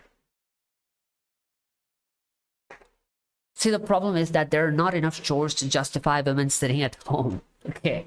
Like, I was trying to give that example on Vokro's stream, is that if women are going to be traditional women, then they need to weave the clothes, so I don't have to buy them. That's what women were doing. So then she has to do pottery, so I don't have to buy the utensils. She has to make the baskets, so I don't have to buy the baskets. All right. She has to make raw ingredients for food, right? So I don't have to buy them from supermarket, right? She has to educate the children at home, so I don't have to pay the school fee. Okay. So like so this is what was happening with traditional women before the Industrial Revolution, before the 18th century, right? Like, she has to take care of the animals. She has to groom them, wash them, right? And then I will go out and graze them and do the farming, right? So it was like equal labor divided, right? And now they're just saying like, okay, a man will pay for everything, so we don't have to do anything. Like, I don't have to make clothes, buy them, you pay for them. So like, it's increasing the burden on me, right? So it's like, I'm compensating for the lack of her contributions, right? It's like, the less she does, the more I have to pay. The more I have to pay, the more I have to work. So men end up doing overtime work to make more money, to pay for more bills, which are raised by these deadbeat women. Okay, so chores are not enough. Like, in today's world, like, you look at washing machine, it's automatic. Like, you just put it in there and you sit down, you do nothing. So what are really women even doing, to be honest, you know? Well, it is in the United States that men can be drafted. Women can't be drafted, but women can vote to send men to war. 18 years old, they're stabbing each other in the face with bayonets. Women can vote to send men to war that they then themselves do not have to fight. It's a duty that men have. They look at the way she's smiling. Like, she knows that she's very, very clever and she's manipulative, all right? And he's just calling her bullshit out and like, bitch, I've scammed you guys for so long. How do you like it? do not have. What's the counter duty for women? There's no obligation for women to have children. We're well under replacement rate. It's slated 45% of women will be single in the next 10. And this is also true. That this is also what I was saying on Vogue Bros. It's like back in the 18th century when women were traditional, they had to give birth to 10 children because child mortality rate was like 74%. So if you wanted to have 2 children, you had to give birth to 10. So then 2 or 3 will survive. You know? Like, they're not doing anything anymore. 10 years, up to 60% in the next 30. That's the estimates right now. Our replacement rate, we can't even replace our own country's birth rates. That's how low they are. Maybe this is what we're seeing as a systemic issue inside of society because nobody will put duties on women. Go on, Instead, James. you just Maybe it's men like you that are making that maybe that's why happen. the Maybe you're the replacement rate is low. Yeah, it's crazy to me as well that you were just saying. By you opened my eye, you have enlightened me, brother. You're welcome, bro. I mean, it's just everything is just a scam. They're trying to mislead you. You know, they're downplaying everything. They don't tell you the full truth.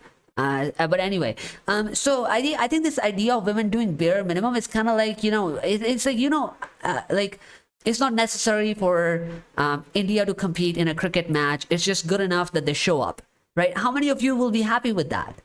You know, it's like you give a lot of hate to India team if it loses in the World Cup. But, you know, if we applied the same standards to sports, we just say, hey, you just showed up, you know, that's good enough. You don't have to work hard. You don't have to play hard. You don't have to win any trophies. We're just happy with bare minimum. Just show up and we'll give you a medal for that. talk over each other. Essentially, what they're saying, essentially, this is what they're arguing for women. They just show up. I can't understand why you are sat there confidently thinking of yourself as a victim constantly. You have a platform. Show Dick some respect. And you're sat here like, I'm a victim. What are women doing for me? What happened in your childhood that has made you so traumatized as an adult? Okay. So now we're just getting to name calling. All right. Oh, That yay! you Feminine cannot stand psychoanalysis. women succeeding. I'm so confused. I feel like the problem is not. Bro, you know what's ironic is in 2 to 5 minutes, you yourself are gonna talk about how you cry. So stop asking other people of what happened to them in their childhood when you're the one who constantly cries as a grown-up. And actually, yes, bro, we are always happy with a woman's bare minimum. Exactly. I also feel his NRI vocabulary and pronunciation is very different from normal Indians. It's just I'm a Bihari. I just have a Bihari accent. Bro, respect women. They are giving watch time to daily soap actors. Netflix, Hotstar, Sony Live earn majority from them. It is true. I think it's for a different stream, but this is a very different point. But there is a female exclusive behavior in watching TV, which is that when men watch TV, there are other people present at home, including the wife. But when women watch TV, there's nobody present at home. It's like they dominate the afternoon slot. They call it, Jerry Springer called it, what did he call it? He called it middle-aged housewife TV show slot. I think that's something like middle-aged housewife slot. That's what he called it. It's basically, it describes a demographic that in the afternoon, anywhere from 12 to 4, 5, 6, whatever, right? It's like there's nobody at home and children are in school, husband is at work, and these women are the ones that are watching the TV. So they make shows for that demographic. Now, the problem with that is that this is where shows like Wendy come in, you know, like Wendy, Maury, Oprah. Oprah is a big one, right? And if you listen to these shows, they're mostly about, you know, like they're sprinkled. They're like gossip shows. You know, they talk about influencer movies, but in the middle of it, they add this propaganda about how to control men. Like I gave an example of a Wendy show where a woman was like, if a man is not marrying you, what should I do? And she goes, well, you should just poke holes in the condom if he's not marrying you. That's how you can get him to marry, because you're forcing pregnancy on him, right? So these are the kind of toxic discussions they have. And when man comes home at the end of the night, like women have learned this toxic behavior from TV, and they just start unloading manipulation on them. It's like, I'm ready to raise my demands, ask for vacations, ask for diamonds. I've learned some arguments from TV that I'm ready to manipulate him. And they are able to learn all of this simply because they are the only ones watching TV. There is nobody to criticize them if they're watching something wrong on TV. Whereas if a man comes home, I think it's a statistic in India that men get the TV remote around 7, 8 p.m., right? And there's a wife at home. If they were watching something woman-hating on the TV, they will get into a fight. So they never do. But women watch man-hating stuff all the time in the afternoon slot, and there's nobody to stop them. And this is how the hate narrative continues. See, maybe this is our fault. Maybe this is the left's fault. Maybe this is modern society's fault for leaving people like you behind. But genuinely, we do not hate men, and toxic masculinity has been thrown around a lot. Ultimately, some of what you're saying is toxic, but that's not because you're a man. That's because you're an idiot. All right. Okay. So just to give you a quick rejoinder here. Again, didn't contend with a single argument I made. You just said, why are you acting like a victim? Exactly. Thank you. He did not contend with a single argument because he doesn't have one. So it's all a distraction. Oh, how are you raised? You're crying. Yeah, you're toxic. You're... Make an argument, bro. While you're... Men watch news, women watch daily soap. Men also watch sports, right? I remember my dad used to come home. He used to watch sports. He used to watch news. But what did my mother used to watch? You know those... yeah, you're talking about soap operas or like these... there were these Indian shows about how women create conflict in a household. It's like mother-in-law and daughter-in-law shows. What do you call them? You know, there was a whole genre in India for that. You're here talking about how women are You're not victims. contending with arguments that other people it's are wild to me. It's so wild to me. You know, this is Piers' show. Let me play another clip. I know this is Piers' show. Let me go to Tommy. Tommy, I want to play you a clip. This is from a show called Newsnight on the BBC in the UK, where the host Victoria Derbyshire had a panel of young men on and asked them, when was the last time you cried? Let's watch this. Oh my When was the last time you cried?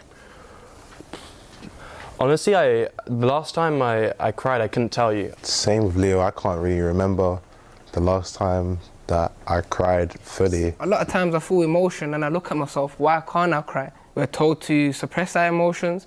I feel like to guys, we may Are you sure about that?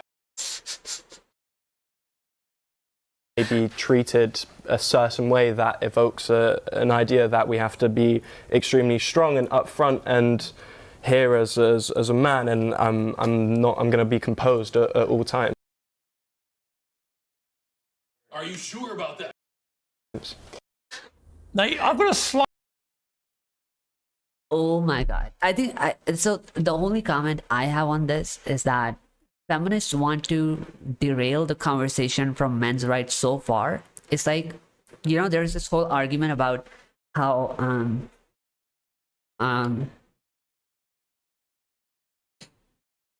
there's this whole argument about how the system is created to distract the masses by using sports, entertainment as a medium. So if they're distracted, you know, let's say you're working 8 hours a day, and then you're spending the rest 4 hours watching movies, sports, all of this entertainment bullshit, you're distracted from the reality. That means the people who are corrupt or engineering corruption in the society can continue to do their business while you're distracted looking at something else. I think feminists do the same thing with men. It's like they want to distract men by talking about how they need to cry, how they need to be more emotional, because so they can distract them from real conversations. The real conversation is about their rights, is that they don't have the right to right against sexual offenses, right? Like how women abuse or rape children and men both, right? They don't have a right to protect themselves in alimony, in marriages, in child custody. These are all real issues that affect men, but they don't want to talk about that. They want to take the entire airtime talking about something trivial, that why don't men cry? Why are they not emotional? As if being emotional would solve all my real world problems. Slight issue with this, Tommy, in the sense that one of the most devastating... By your opinion on Mary Com, you know what's ironic about Mary Com? She's gonna make a cameo in the next Drew Roddy video, which I'm editing, because Drew Roddy conveniently gave Mary Com's example in his men's rights video, and he was like, oh, because Mary Com is a great example, she's like the poster woman who let her husband be the house husband. More men can be house husband. Well, ironically, it hasn't even been 3-4 months he made that video and she's already divorced him. Yeah, so Drew, a reality check for you. Men cannot be house husbands until you give them rights to be a house husband, because now look at what's happening. He was a house husband and Mary Com is not allowing him to see his children anymore during the divorce. So what's the point of being a house husband? Is he entitled to alimony? Is he gonna get maintenances? Is he going to get child custody? Is he going to get child support? So you cannot talk about... Chat, how can you talk about men playing the same role as women if men don't have the same benefits as the women? It's like you're asking the fish to start swimming even before you put water in the pool. How's it going to swim? How are men going to be house husbands without the benefits? Devastating moments for me as a movie watcher was watching James Bond blubbing in the last Bond movie. Right? I don't think to prove you're a modern man, you need to be sobbing all the time. Exactly. You know, I can't remember the last time I cried. It doesn't make me less of a man or less empathetic to people or anything.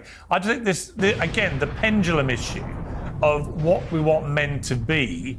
I think we're now trying to persuade a lot of young men, if you're not emoting all the time, then you're being suppressed in some way. We have Piers. over here the British stiff upper lip, which I think is a really bad rap. I think it's not a bad thing to actually not over-emote. Your thoughts? Yeah, I agree. I think it's... Oh, sorry. So, chat, I'm going to skip to 41. That's our last timestamp where something noticeable is happening. And then we're going to move to our real agenda, which is this goal agenda. Okay? We're going to review the racist and feminist. Bro, I saw one video where Mary Kom was getting her ass whooped by a young teenager. And I was amazed. Like, she's 6 times world champion. Was it a guy or a girl? Priyanka Chopra will be happy and make part 2 biography. Biography of what?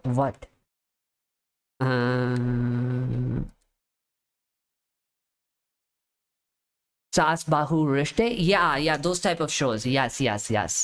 And also I came across this one show. What is it called? What is it called?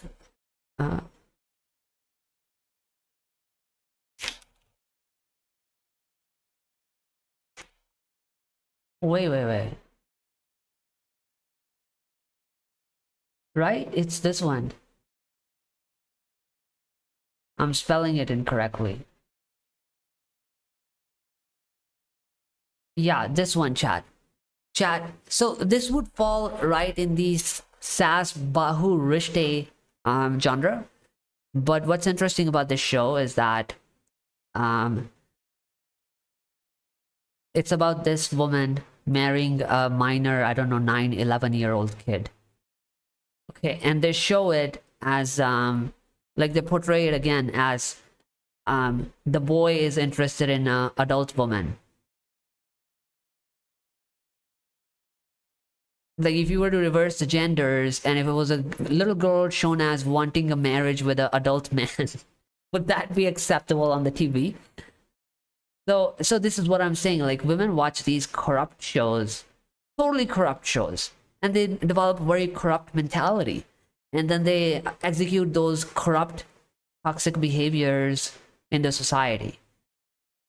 Good news is that it got a lot of backlash, so they canceled that show. Devil's Advocate, that kid is first hack maxer, bro. Stop justifying it. In return, we will continue our mission to inform. Wait, what was that timestamp? Wait, chat. I think I'm missing something.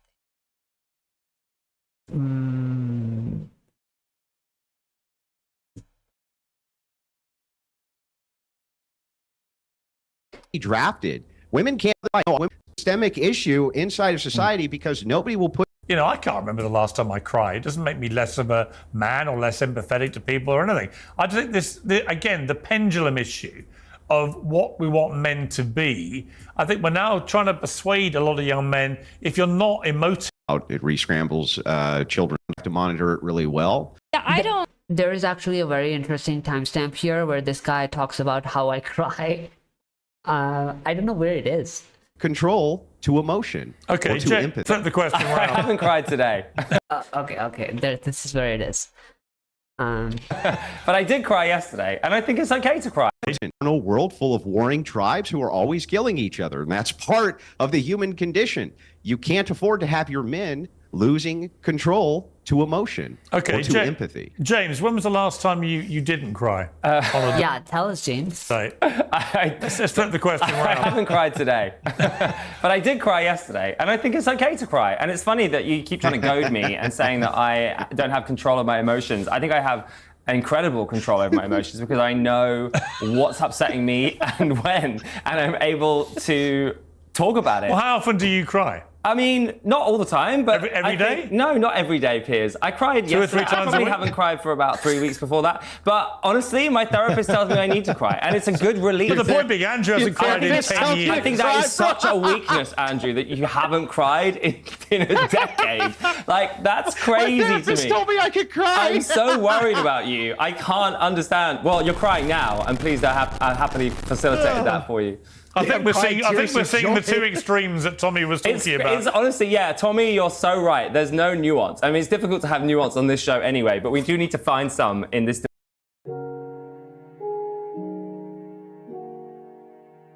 Double clip. So the reason why I showed that is that I think some men like this really buy into the propaganda. I feel like Like I said, they were trying to distract men from focusing on real issues, and men like these actually take that bait. So he looks for social validation. He's crying just to prove a point. He's like, I just want to be the ideal man as defined by women like these, right? It's like real man is this, real man is that.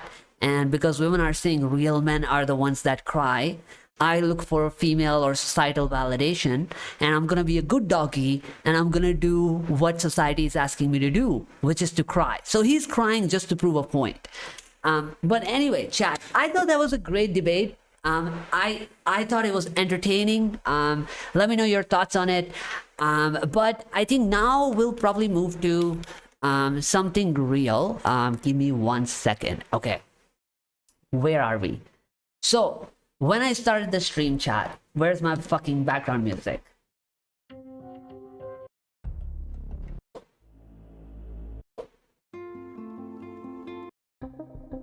Okay, chat, I started the stream and I said, feminism is a lot like racism. Toxic masculinity is a lot like black rapist hate speech by KKK. And this is the chart of hate, which is everything they have in common. Okay? Use women's safety as a shield to perpetuate hate. Steps are below: demonization, fear, hate, segregation, domination. Okay, this is something they both have in common: feminism and racism. So then we set the goals. Here's our goals. It's like one-to-one comparison of everything KKK does, and do feminists also do it? Okay, in comparison to toxic masculinity. So here's a documentary. Okay, so I'm gonna play this documentary. This is about Ku Klux Klan and American History Part 1. Okay, and I'm gonna take you through some timestamps where these guys will describe historically what KKK did to keep control of black people, black men. And we'll see if feminism is using the same methods one-to-one, are using the same methods to control men. Okay, if I'm able to prove one-to-one everything I mentioned here, okay, so if they mention demonization, I'm checking the box. Fear, checking the box. Hate, check the box, check the box, check the box. So we'll have ultimate proof. Okay, so let's watch it. Let me see if I have some timestamps before we start.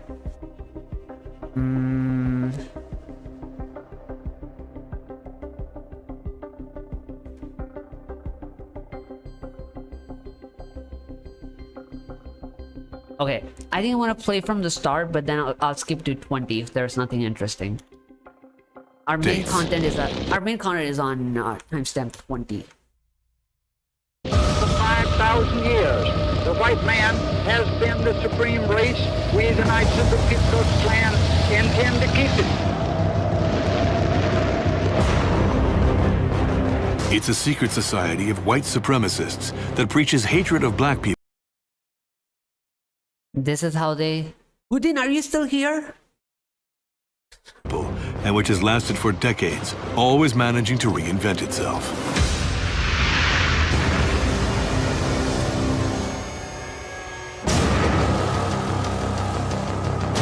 Its crimes have caused bloodshed in America for over 150 years.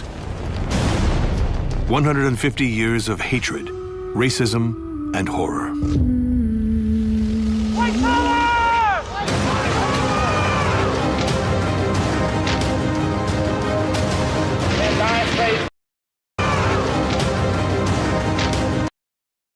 Does it sound similar to...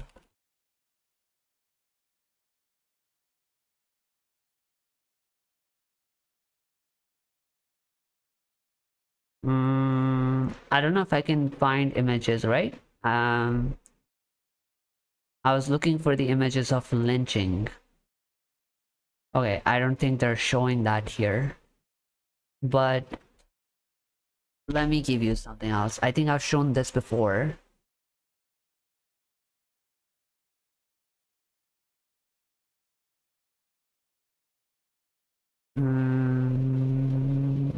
Wait 1 second, chat.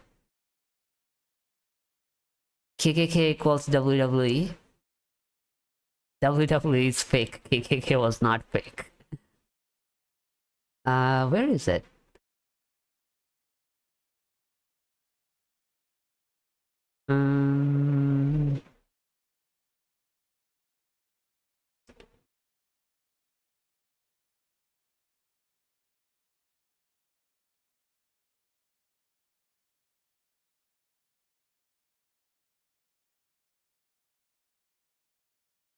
Yeah, here. Chat, do you see any similarities? Do you see any similarities in the violence? Segregation now, segregation tomorrow, and segregation forever. I don't believe in segregation. I believe in slavery. 150 years of exclusion, violence, and rage. A tale of cruelty whose ghosts still haunt the United States. By the way, not to mention that women also use women empowerment slogans the same way supremacists used to use white power as their slogans. But in women's case, women empowerment is actually legitimized. But if you go back to Ku Klux Klan in 1920s, the white power narrative was also legitimized. But you're going to learn how it was legitimized. Because that's the important part. Because KKK ended up getting discredited. Now it's recognized as a terrorist group. But that was not always the truth.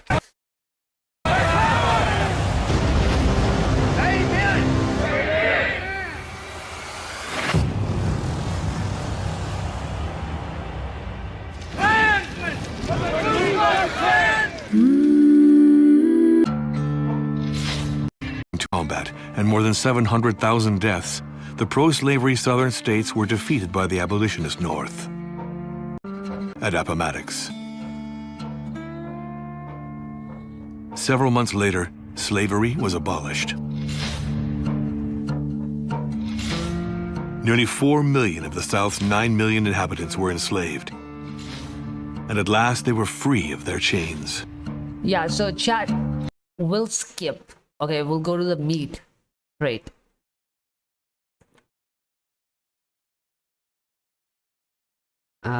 Okay, I think we'll watch from... Let's watch a little bit early than the real thing. Let's start from here, 17. Body of the lynched person. And what you often had in some of these lynchings was the actual molestation of the body of the lynched person. They, to be crude about it, one of the things they loved to do would be to cut off a man's penis and stick it in his mouth. Some of that was so sexualized that there also might seem to be some kind of white anxiety about Black sexuality. Okay, so let me know if you find any similarities in that. What would you do if you were a CM in India? This is our Indian feminist women today, okay? What would you do if you were a CM in India? I said, listen, there is this policy that the government came up with, Beti Bachao, Beti Padhao. It's a girl-child empowerment scheme. I said there should be another scheme which I would like to roll out, okay? It's Beti Bachao, Lulli Katwao. Lulli is like Kutti Kunja, you know the... In Hindi, Lulli is the cuter version of Lund. But Lulli is small dick energy. Lund is big dick energy. So these people who do it are Lulli people. Sorry, yeah? Okay. Lulli Katwao means like to cut off the dick. Chat, any similarities in what racist advocated for and versus what she is advocating for? To be crude about it, one of the things they loved to do would be to cut off a man's penis and stick it in his mouth. Some of that was so sexualized that there also might seem to be some kind of white anxiety. White anxiety is the same as female anxiety. This is what I would like to roll out to the nation. You should have castration booths at every airport, train. She wants castration booths at every airport and train station to target men. expectation and locality. If a guy gropes you, you go to the castration booth and you say, I want to lulli katwao, kutti kunja cut. And I don't know how science works, but then freeze his lulli. 1 week before Republic Day, at India Gate, do a seminar. Hang all the lullis from the different states. Tamil Nadu ki lulli, UP ki lulli, Mumbai lulli, all the lullis you put there. And then every school needs to send the kids to this seminar, especially boys. Let them see all the lullis. Some of them will recognize the lullis because their uncle's lullis, grandfather's lullis will be there. They'll be like, you know what happened to your grandfather? That is the lulli. So you don't jail them. Lulli kat ke chhod do. So, chat, what you're experiencing right now is demonization and fear. What is she really saying? Same as the racist, is that our white women's safety is at risk.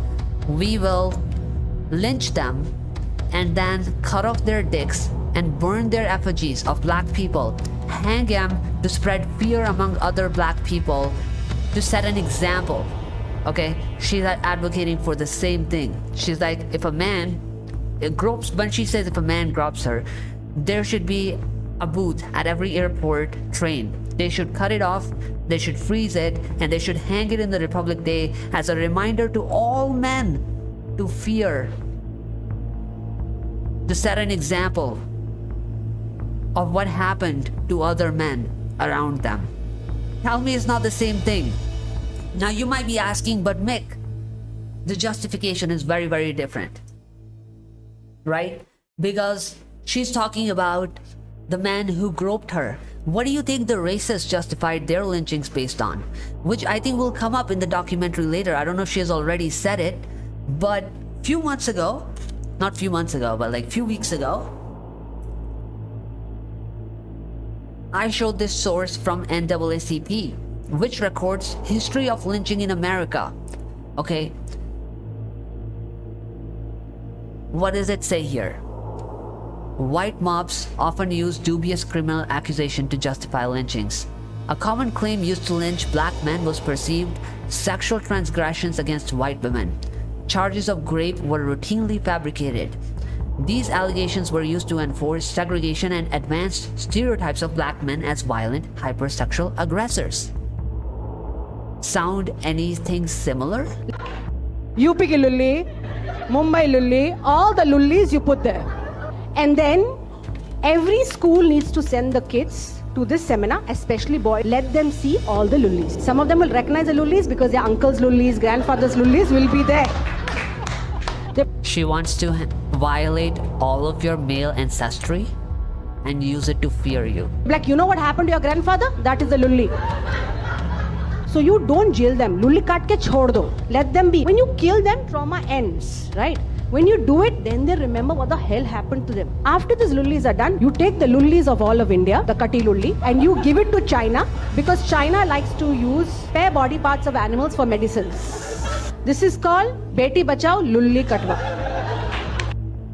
The use of women's safety to perpetuate fear, demonization, and violence against men. We are in these stages. So, that said, I think we have completed our first goal. We have found one-to-one comparison of what KKK did and what feminism does to men. So their score so far is 1-on-1. Okay, let's continue the rest of the documentary to see what else they use. Is this a stand-up comedy artist? Yes. Her name is Charul, what is it? Chana. Yes, hive mind. Yeah, women do have a hive mind. That is exactly the problem.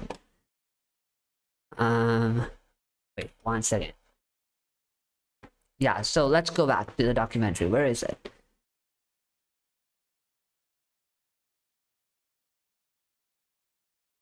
That was meant to publicly demonstrate. Chat, what did you just hear? It was a ritual that was meant to demonstrate. To both sound similar to what that lady was saying? Blacks who heard the stories and whites who witnessed the crime. that racial domination was something that would be enforced within society. Sounds similar? This seminar, especially boys, let them see all the lullies. Some of them sounds similar, chat. So it was a cultural process. It was a performance, a very macabre performance, as much as it was a kind of attempt to take legal matters into the hands of vigilantes.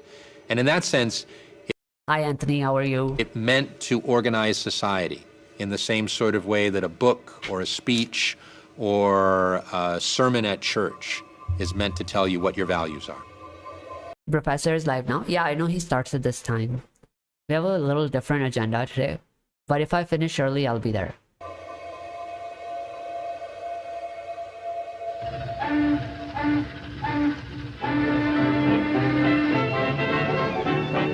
At the beginning of the Also, for the people who are joining now, what we're talking about today is how feminists use toxic masculinity, the same way white supremacists used to use black rapists to attack black people. 20th century. The similarities between the two. A new world was taking shape. Vertical cities emerged, and America became a country of immigration. Millions of Europeans, Catholics from the South, Jews from the East, disembarked for the world's leading industrial powerhouse and the promise of a better future. The Klan had fallen into obscurity. 50 years after the Civil War, it was born again from its ashes. In February 1915, The Birth of a Nation by D.W. Griffith came out. The film was an adaptation of a successful Chat, pay attention to this part. Play called The Klansman. A long feature film, it looked back at the Civil War and the Reconstruction.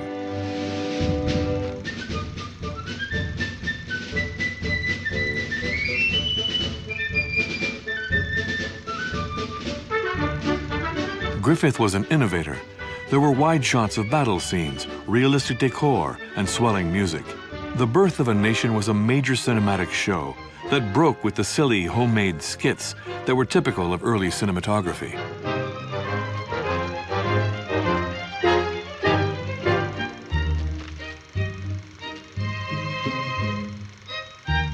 In the second half of the looks so wholesome film, until you find out what the real agenda is. Griffith depicted scenes from the post-war era. Klansmen were shown not as criminals, but as justice doers. Sounds similar? Feminists are not seen as criminals, but rather champions of equality.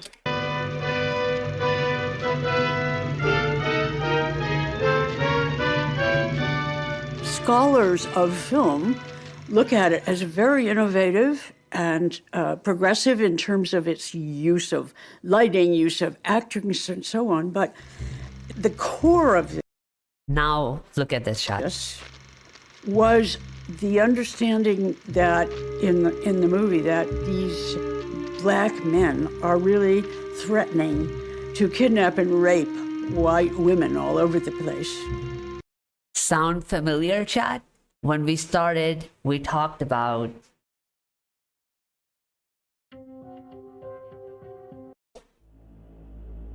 how we stopped this kid from becoming a monster.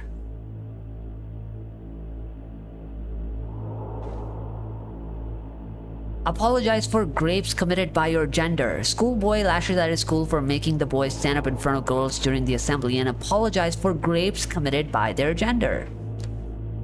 समझता है ऐसा उसे ठीक लगे वैसा करता है चलता है फिल्मी हीरो है वो जिस पे दिल आ गया उस पे अपना हक समझता है स्टॉक करेगा टीज करेगा This is the representation of men in the ads, including the Gillette ad.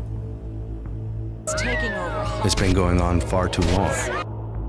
And this is the representation of black people in KKK's documentary. Threatening. Not documentary, but KKK's movie. To kidnap and these was the understanding that in the movie that these black men are really threatening to kidnap and rape white women all over the place.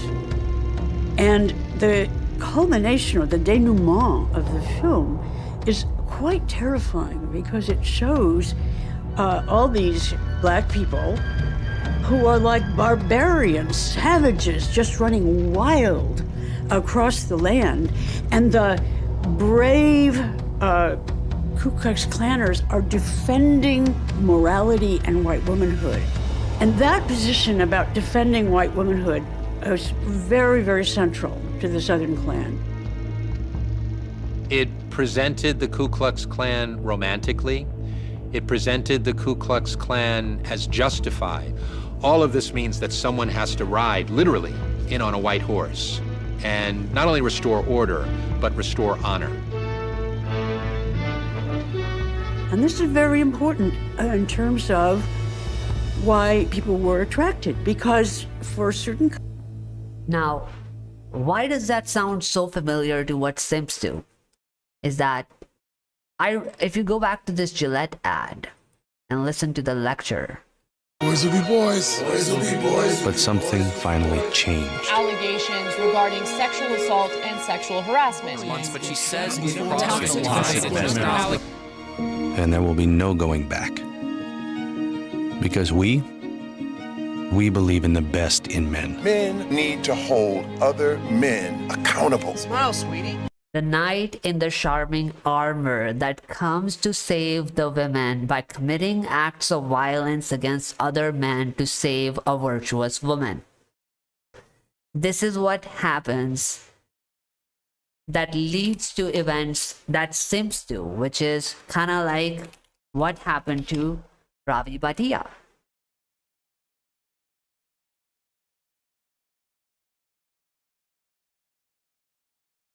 What is it with this stupid sideburns of yours? Are you in some sort of a time capsule 60s में पहुंच गए हो? Vivian, wanna say something? No. क्या है यार? No guys. Isha. Out of them out. Why don't you go and fuck off then? You go. Oof, how can you slap? How can you slap? You mad or what, bloody? How can she slap? How can she slap me? How can you slap me? Fucker! Bastard! Bloody bastard! How can she slap me? You bastard! How did you hit her? I'll fuck your face right now! You fucking bastard! I'll fucking kiss bastard! Arrested! Mother chok branch! How can she slap me, sir? How can she slap me? How can she slap you? How can she slap me? मैं कौन मारता हूँ भी बहन के लोड़े? This is the reality.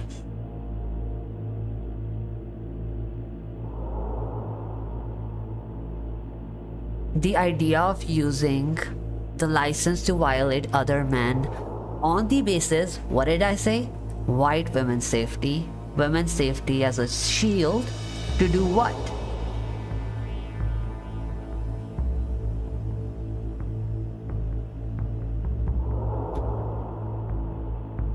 To demonize men. Morality, threatening. This is called demonization.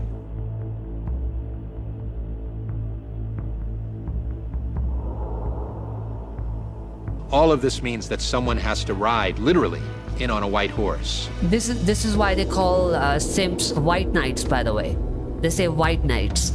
You know, a man who betrays his own gender to look for female validation.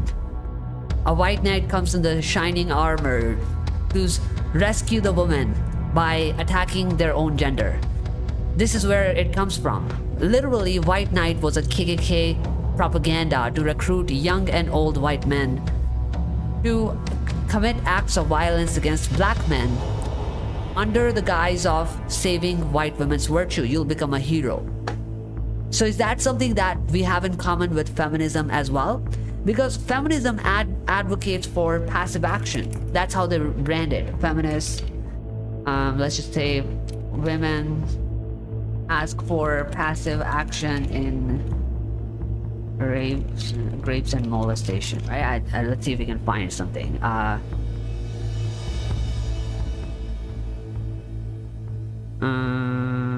Okay, I don't know if I can find this, but there was some talk of rewarding people with 10,000 Okay, I don't think I'm going to be able to find that now. Maybe I'll find it. But there was a talk of how there should be a system in India which rewards passive action. Passive action, maybe. No. It said active action, meaning people are usually passive. They let things happen in front of them, right? So if a woman claims that she's molested or raped, people don't help her. So instead, when she says, I was raped, people should come running and take action on that. And there was a policy being recommended that we should offer 10,000 rupees to anybody who helps a woman by attacking the man she points a finger towards. And not only restore order, but restore honor. So that's how white knight originated. Yeah, this is how I think white knight originated, because as you will continue to watch documentary, they will show you some archives of newspapers where KKK took out the ads and they branded it as a white knight. And this is very... And they targeted it towards young boys, by the way. Important in terms of why people were attracted, because for a certain kind of men, it made you feel good. You were kind of heroic. And a super patriot doing something to protect your society and country. Yeah, kind of like he for she campaign. See, he for she. We are the United Nations Global Solidarity Movement for gender equality. What does it say about it? Does it give you a description? He for she is an invitation for men and people of all genders to stand in solidarity with women to create bold, visible, and united force of gender equality. The men for he for she aren't on the sidelines. They're working with women and with each other to build businesses, raise families, and give back to their communities. So this is what she's saying, that it looks very wholesome on the surface level. Good. You were kind of heroic and a super patriot doing something to protect your society and country.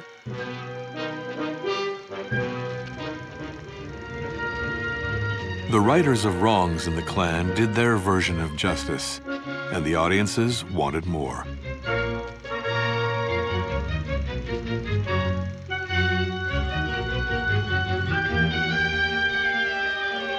Chat, does it look similar? This and this. The film roused new curiosity for the Ku Klux Klan. One man in particular took advantage of it: William Joseph Simmons. The former lay preacher, born in Alabama, was a member of fraternal orders. In November 1915, he organized a climb of Stone Mountain near Atlanta. Simmons dreamed of reestablishing the Ku Klux Klan to capitalize on Confederate heritage and make some money along the way. Hiding his face in a skull mask, Simmons created a ritual, secret ceremonies, and coded words. Charity begins at home. He proclaimed himself the Grand Imperial Wizard and Emperor. So I think we're going to skip this what part. he called Klan his movement. Simmons' hooded horsemen could be seen on film posters and in newspapers throughout the country.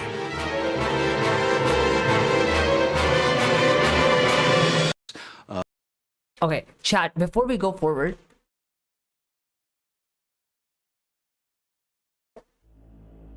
let's mark two of the goals. Okay, so far what we saw is that they demonize men the same way as black men, and they also hire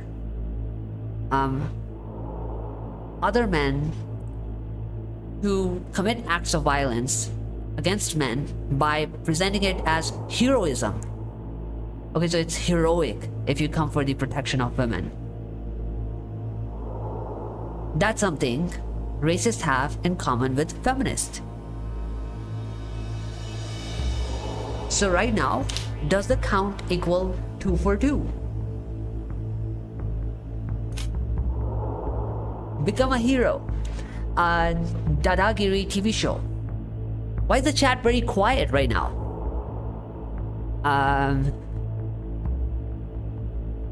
Who started feminism? Was he or she was a preacher too in some cult? Just curious to know.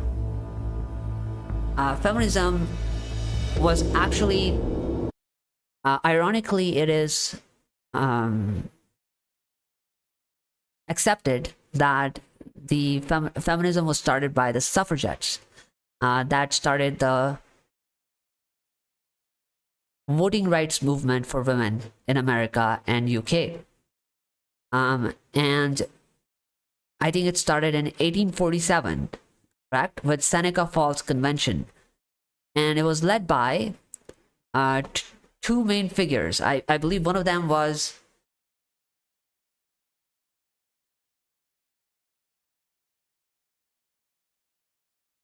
this lady, Elizabeth Cady Stanton, who also ironically was a racist. But I think I will go into detail some other time. But her speeches were, so she started the movement by misleading people into believing that she wanted to advocate for the rights of black people and women both. But eventually in 1856, when 15th Amendment was about to pass, she insulted black people as if like they were not equal to white women and they should not have the right to vote before white women got their right to vote. And then after that, her true colors started showing. So it was a flurry of events where she would go on public speeches and she would compare black men to illiterate, uneducated, non-human animals and things like that. She would say things like that, right? Even the WKKK was started by suffragette, which would be the feminists, as it's accepted by historians, right? So WKKK was started by, who was the lady? Founder of Women's Ku Klux Klan.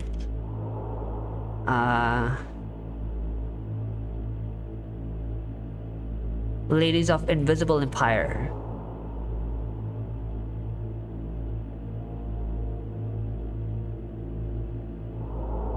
Kathleen, what was her name? Oh, Daisy Barr. No, what? Women's Ku Klux Klan. What's her first name? Daisy Douglas Barr. Yeah, that was the lady. So Daisy Douglas Barr was Imperial Empress of the Indiana Women's Ku Klux Klan in the early 1920s and an active member of Women's Christian Temperance Union. So you need to realize that Women Ku Klux Klan, or Ku Klux Klan, the second largest rising was after 1920s. This is where they had 4 million members in America. This is where they were in churches, they were in politics, they were in parliament. Even Woodrow Wilson played their Birth of Nation in the White House. This is where they had the most legitimacy, most influence. So women's 19th Amendment, which was for their voting rights, was passed in 1920. And Ku Klux Klan rose right after that, after 1920.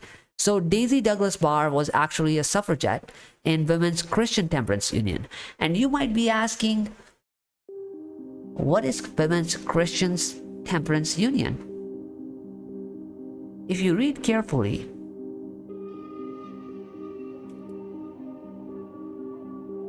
it says it operated at an international level and in the context of religion and reform.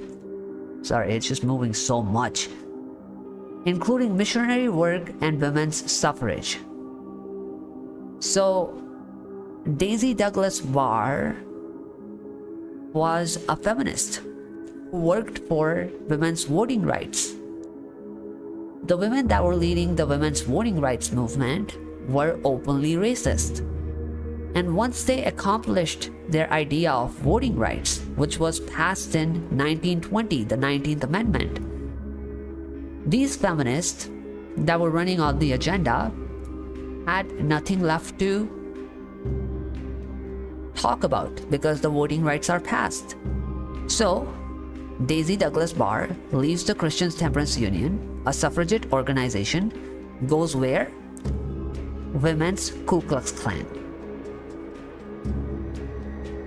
in the 1920s, right after the 19th Amendment. She was a Quaker minister of two prominent churches. She served as the vice chair of the Republican Committee in Indiana.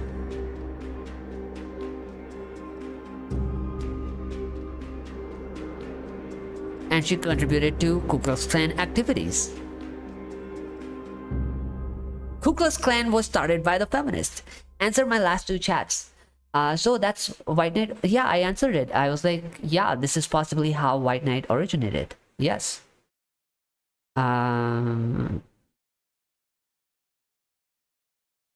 started feminism? Was he or she a preacher in some cult? Yeah, this one. No, she didn't start it, but she was a major part of the feminism back then. She didn't start it though. Oh, okay, where were we? So-called papists. They didn't really care about the United States. If the anti-immigrants using Majesty William Chambers.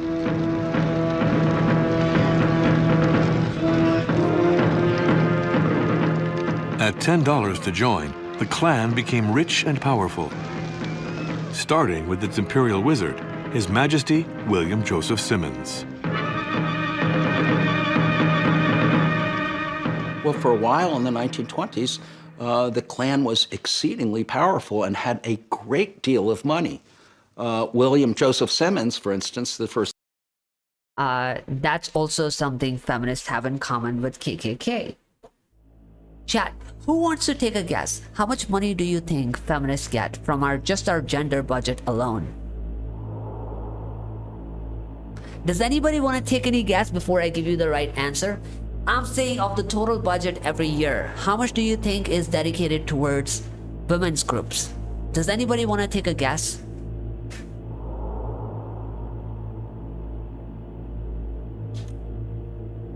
Any guesses? Percentage amount?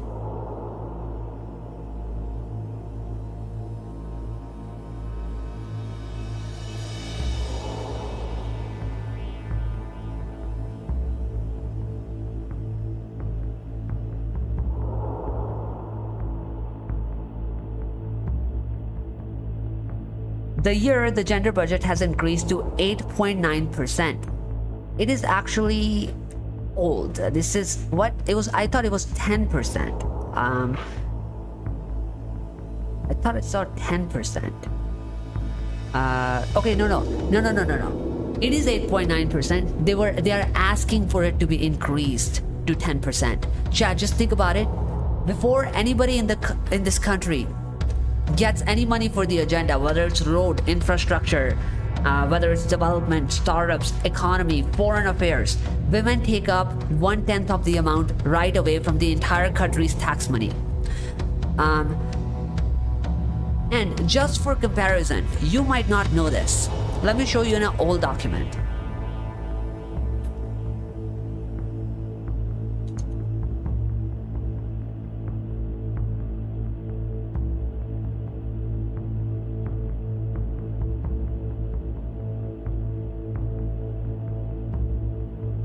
Chat, this was the gender budget in 2001. Do you want to take any guesses what it used to be?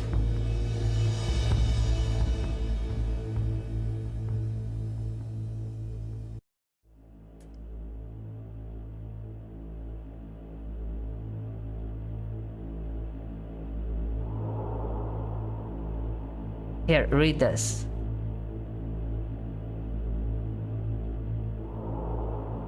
Okay, the headline is Women Want More Aid for Welfare Schemes. The article is written in 2002.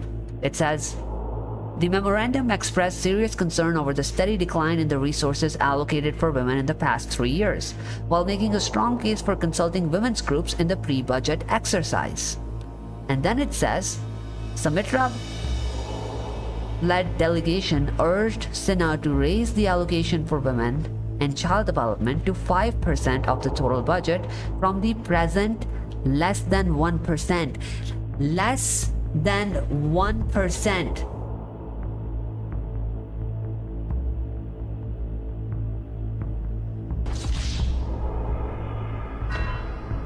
Less than 1% is what used to be given to women in 2001. It hasn't even been 22 years. Now they get 9%, and they're asking for it to be increased to 10% right now. And that's even just scratching the surface. How much do you think NGOs get in foreign funding?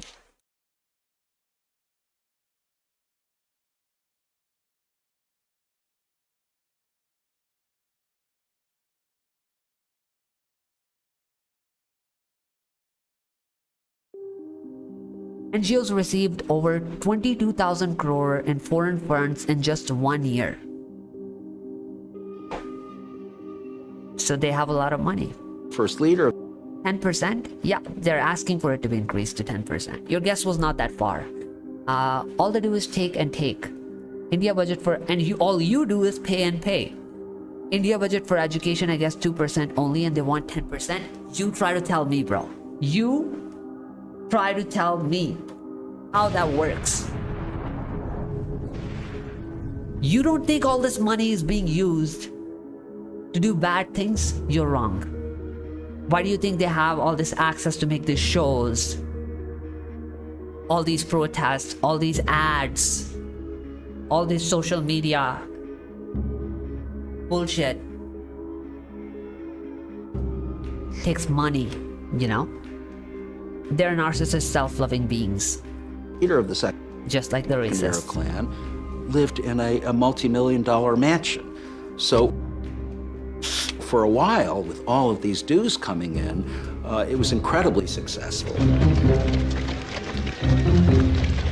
The new world was changing, and the fears of the Protestant majority did too. You need to move with the times. The Klan grew its business of hatred. In addition to hating black people, the Klan adopted anti-immigrant, anti-urban, anti-communist, anti-Semitic, and anti-Catholic positions. It claimed all sorts of virtues for itself and naturally advocated for prohibition. The colonists were essentially Protestants. So all the way, they came from Europe with their prejudices against Catholics, so-called papists. They didn't really care about the United States. If the Pope told them to go shoot the president, they would do that because they were all loyal slaves of the Pope. So there was that idea. There was the idea that they drank too much, right? They actually used wine in the communion service. And this is, of course, at a time when prohibition has just been passed. So Catholics were associated very strongly with alcohol. Also, Catholicism was connected to essentially poorer, darker-skinned countries in Europe. So, what they thought of was they thought of the Greeks and the Portuguese and the Spaniards and the Southern Italians. And at that time, those people were not really viewed as white. They're not really white, they're just kind of white. The organization grew. Chat, this is how legitimate KKK was. They're marching down the Pennsylvania Avenue in front of the White House. Spectacularly, as did its bank account.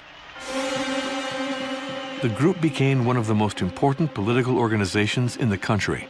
Just like the feminists. What do you think organizations like AIDWA do?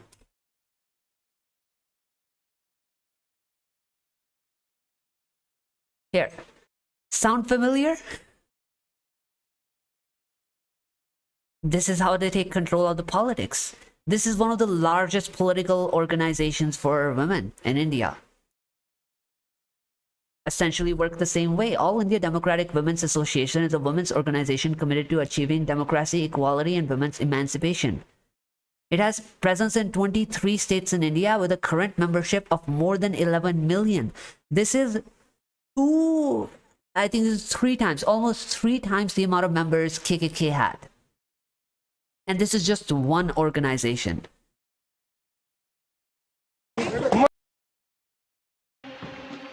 It spilled out of its southern base and flooded the rest of the country.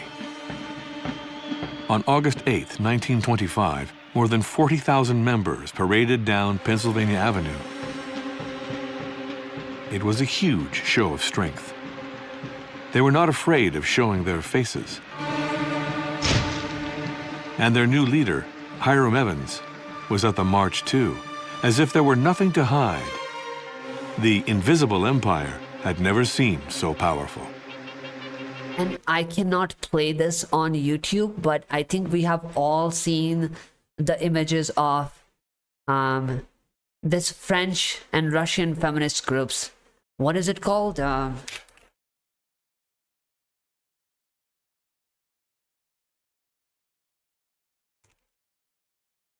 You Google this on your own, chat. I'm gonna tell you what it is. What is the name? I think it's called something like Femen. Chat, you Google Femen protest. Okay, this is exactly how they get in front of the national capitals and buildings, and they stage bare-breasted protest and chant aggressive slogans. You might have seen something in India, actually. Let me show you something that we can play. Where is it?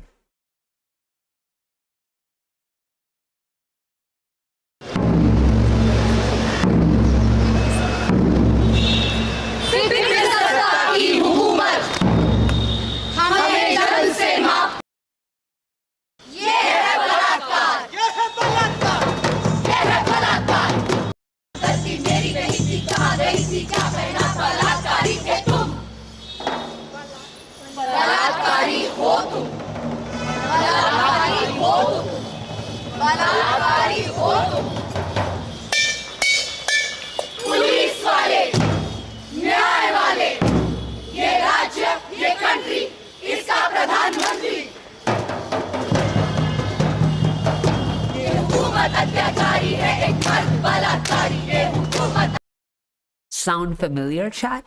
Government is the oppressor. A man is the rapist.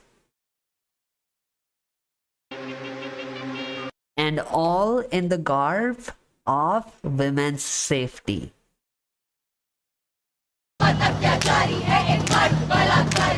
A feminist reported for sure. Feminist reported it. Wait, my stream wasn't online? Really?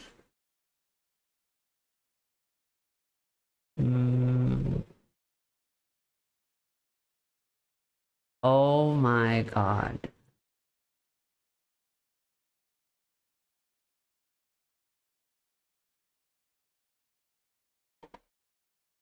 Chat, let me know if I come back online. I don't know what they have reported exactly.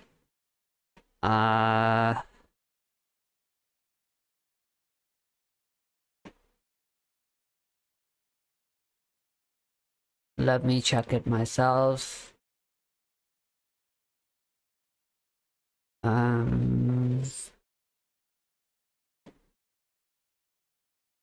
Chat, am I live or no?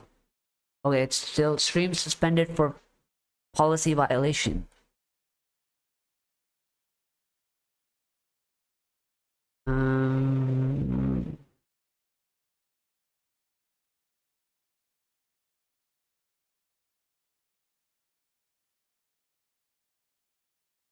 What is the copyrighted material on my screen right now? Bro, bring it back.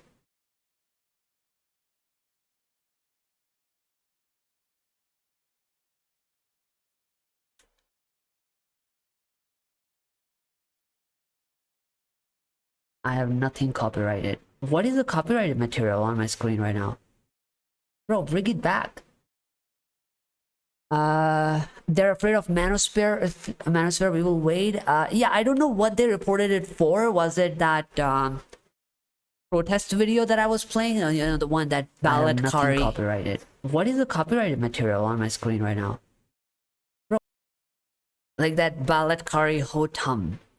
I was playing that. I don't know if that is what they're copyrighted, or is it that documentary that is getting a copyright strike. So we'll continue with the documentary, and if I get a copyright strike, then it's a documentary then. I don't know what happened. Estimates put clan membership at somewhere upward of 4 million members, which was a really significant proportion of the country's population, especially when we consider all of the... Bro, why was the stream stopped suddenly? It got a copyright strike. You want to see the email?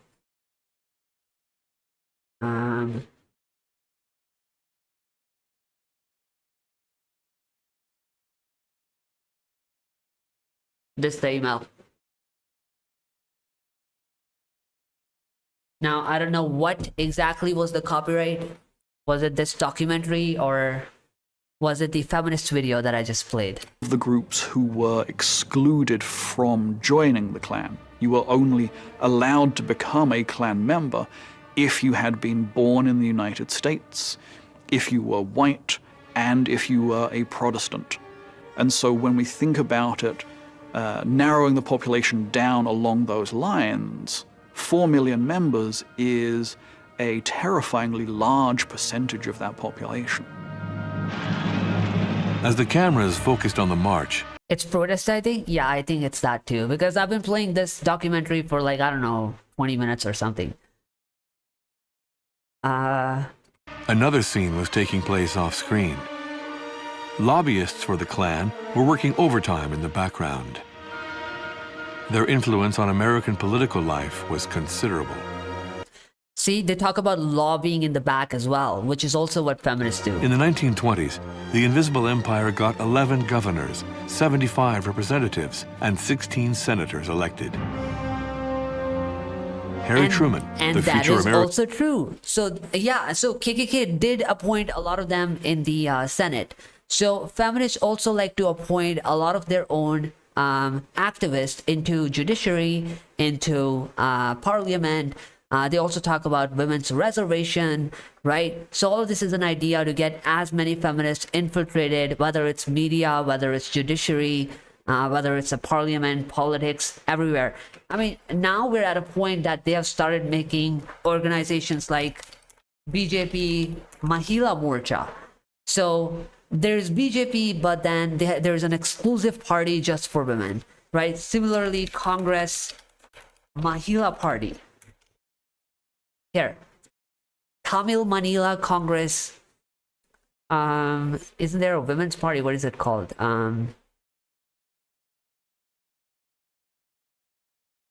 Wait one sec.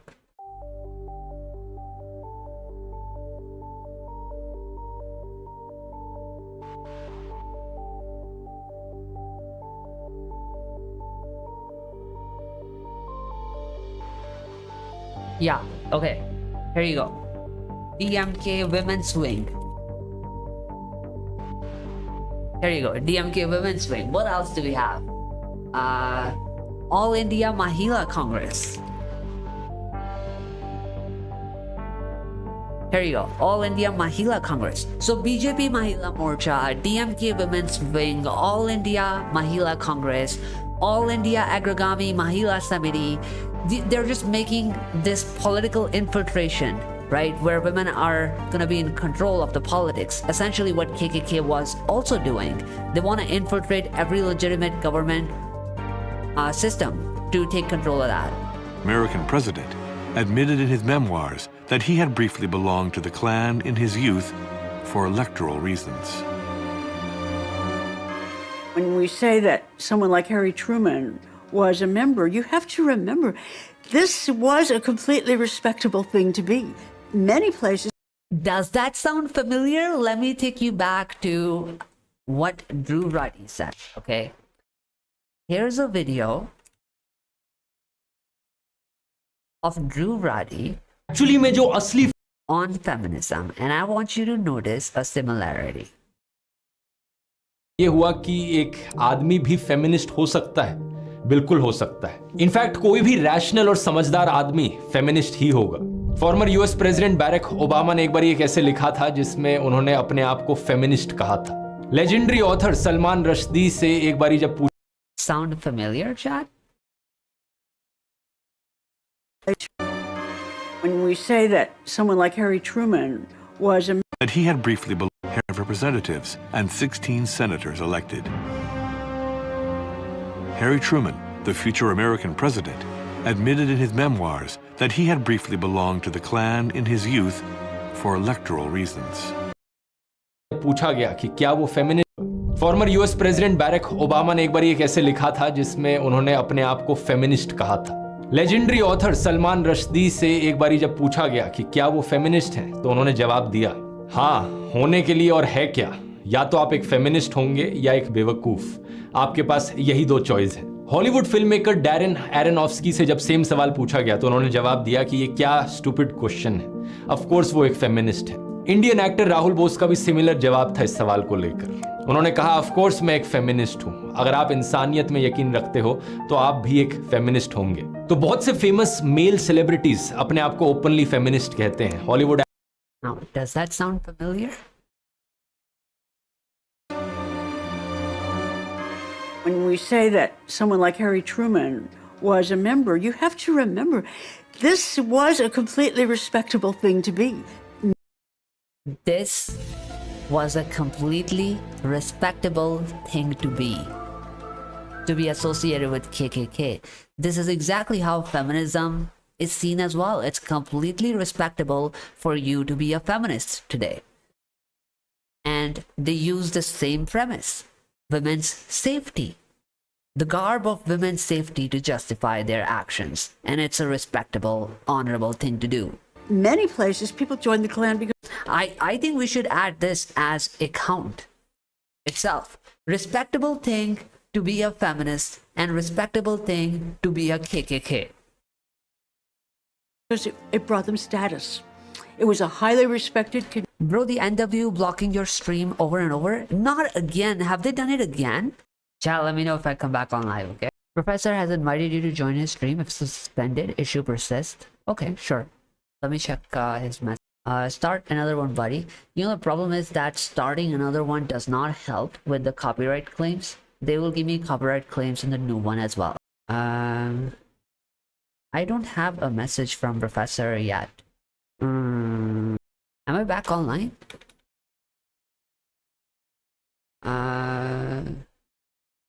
I'll wait one last time for it to come back on. If it doesn't, then I will.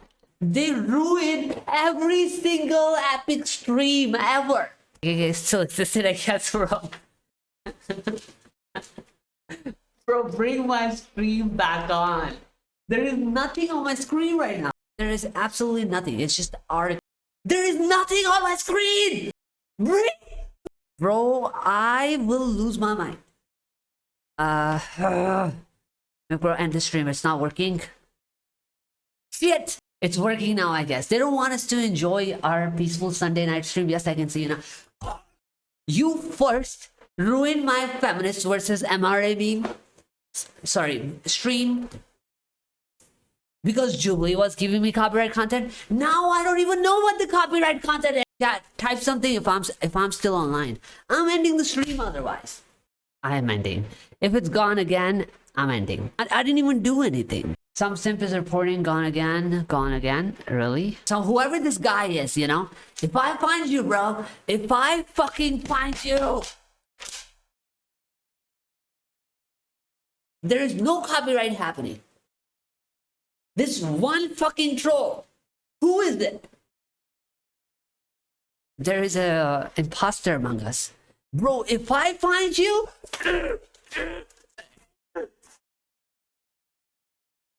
I have to end. You know, it is what it is. Sometimes you just be taking it out.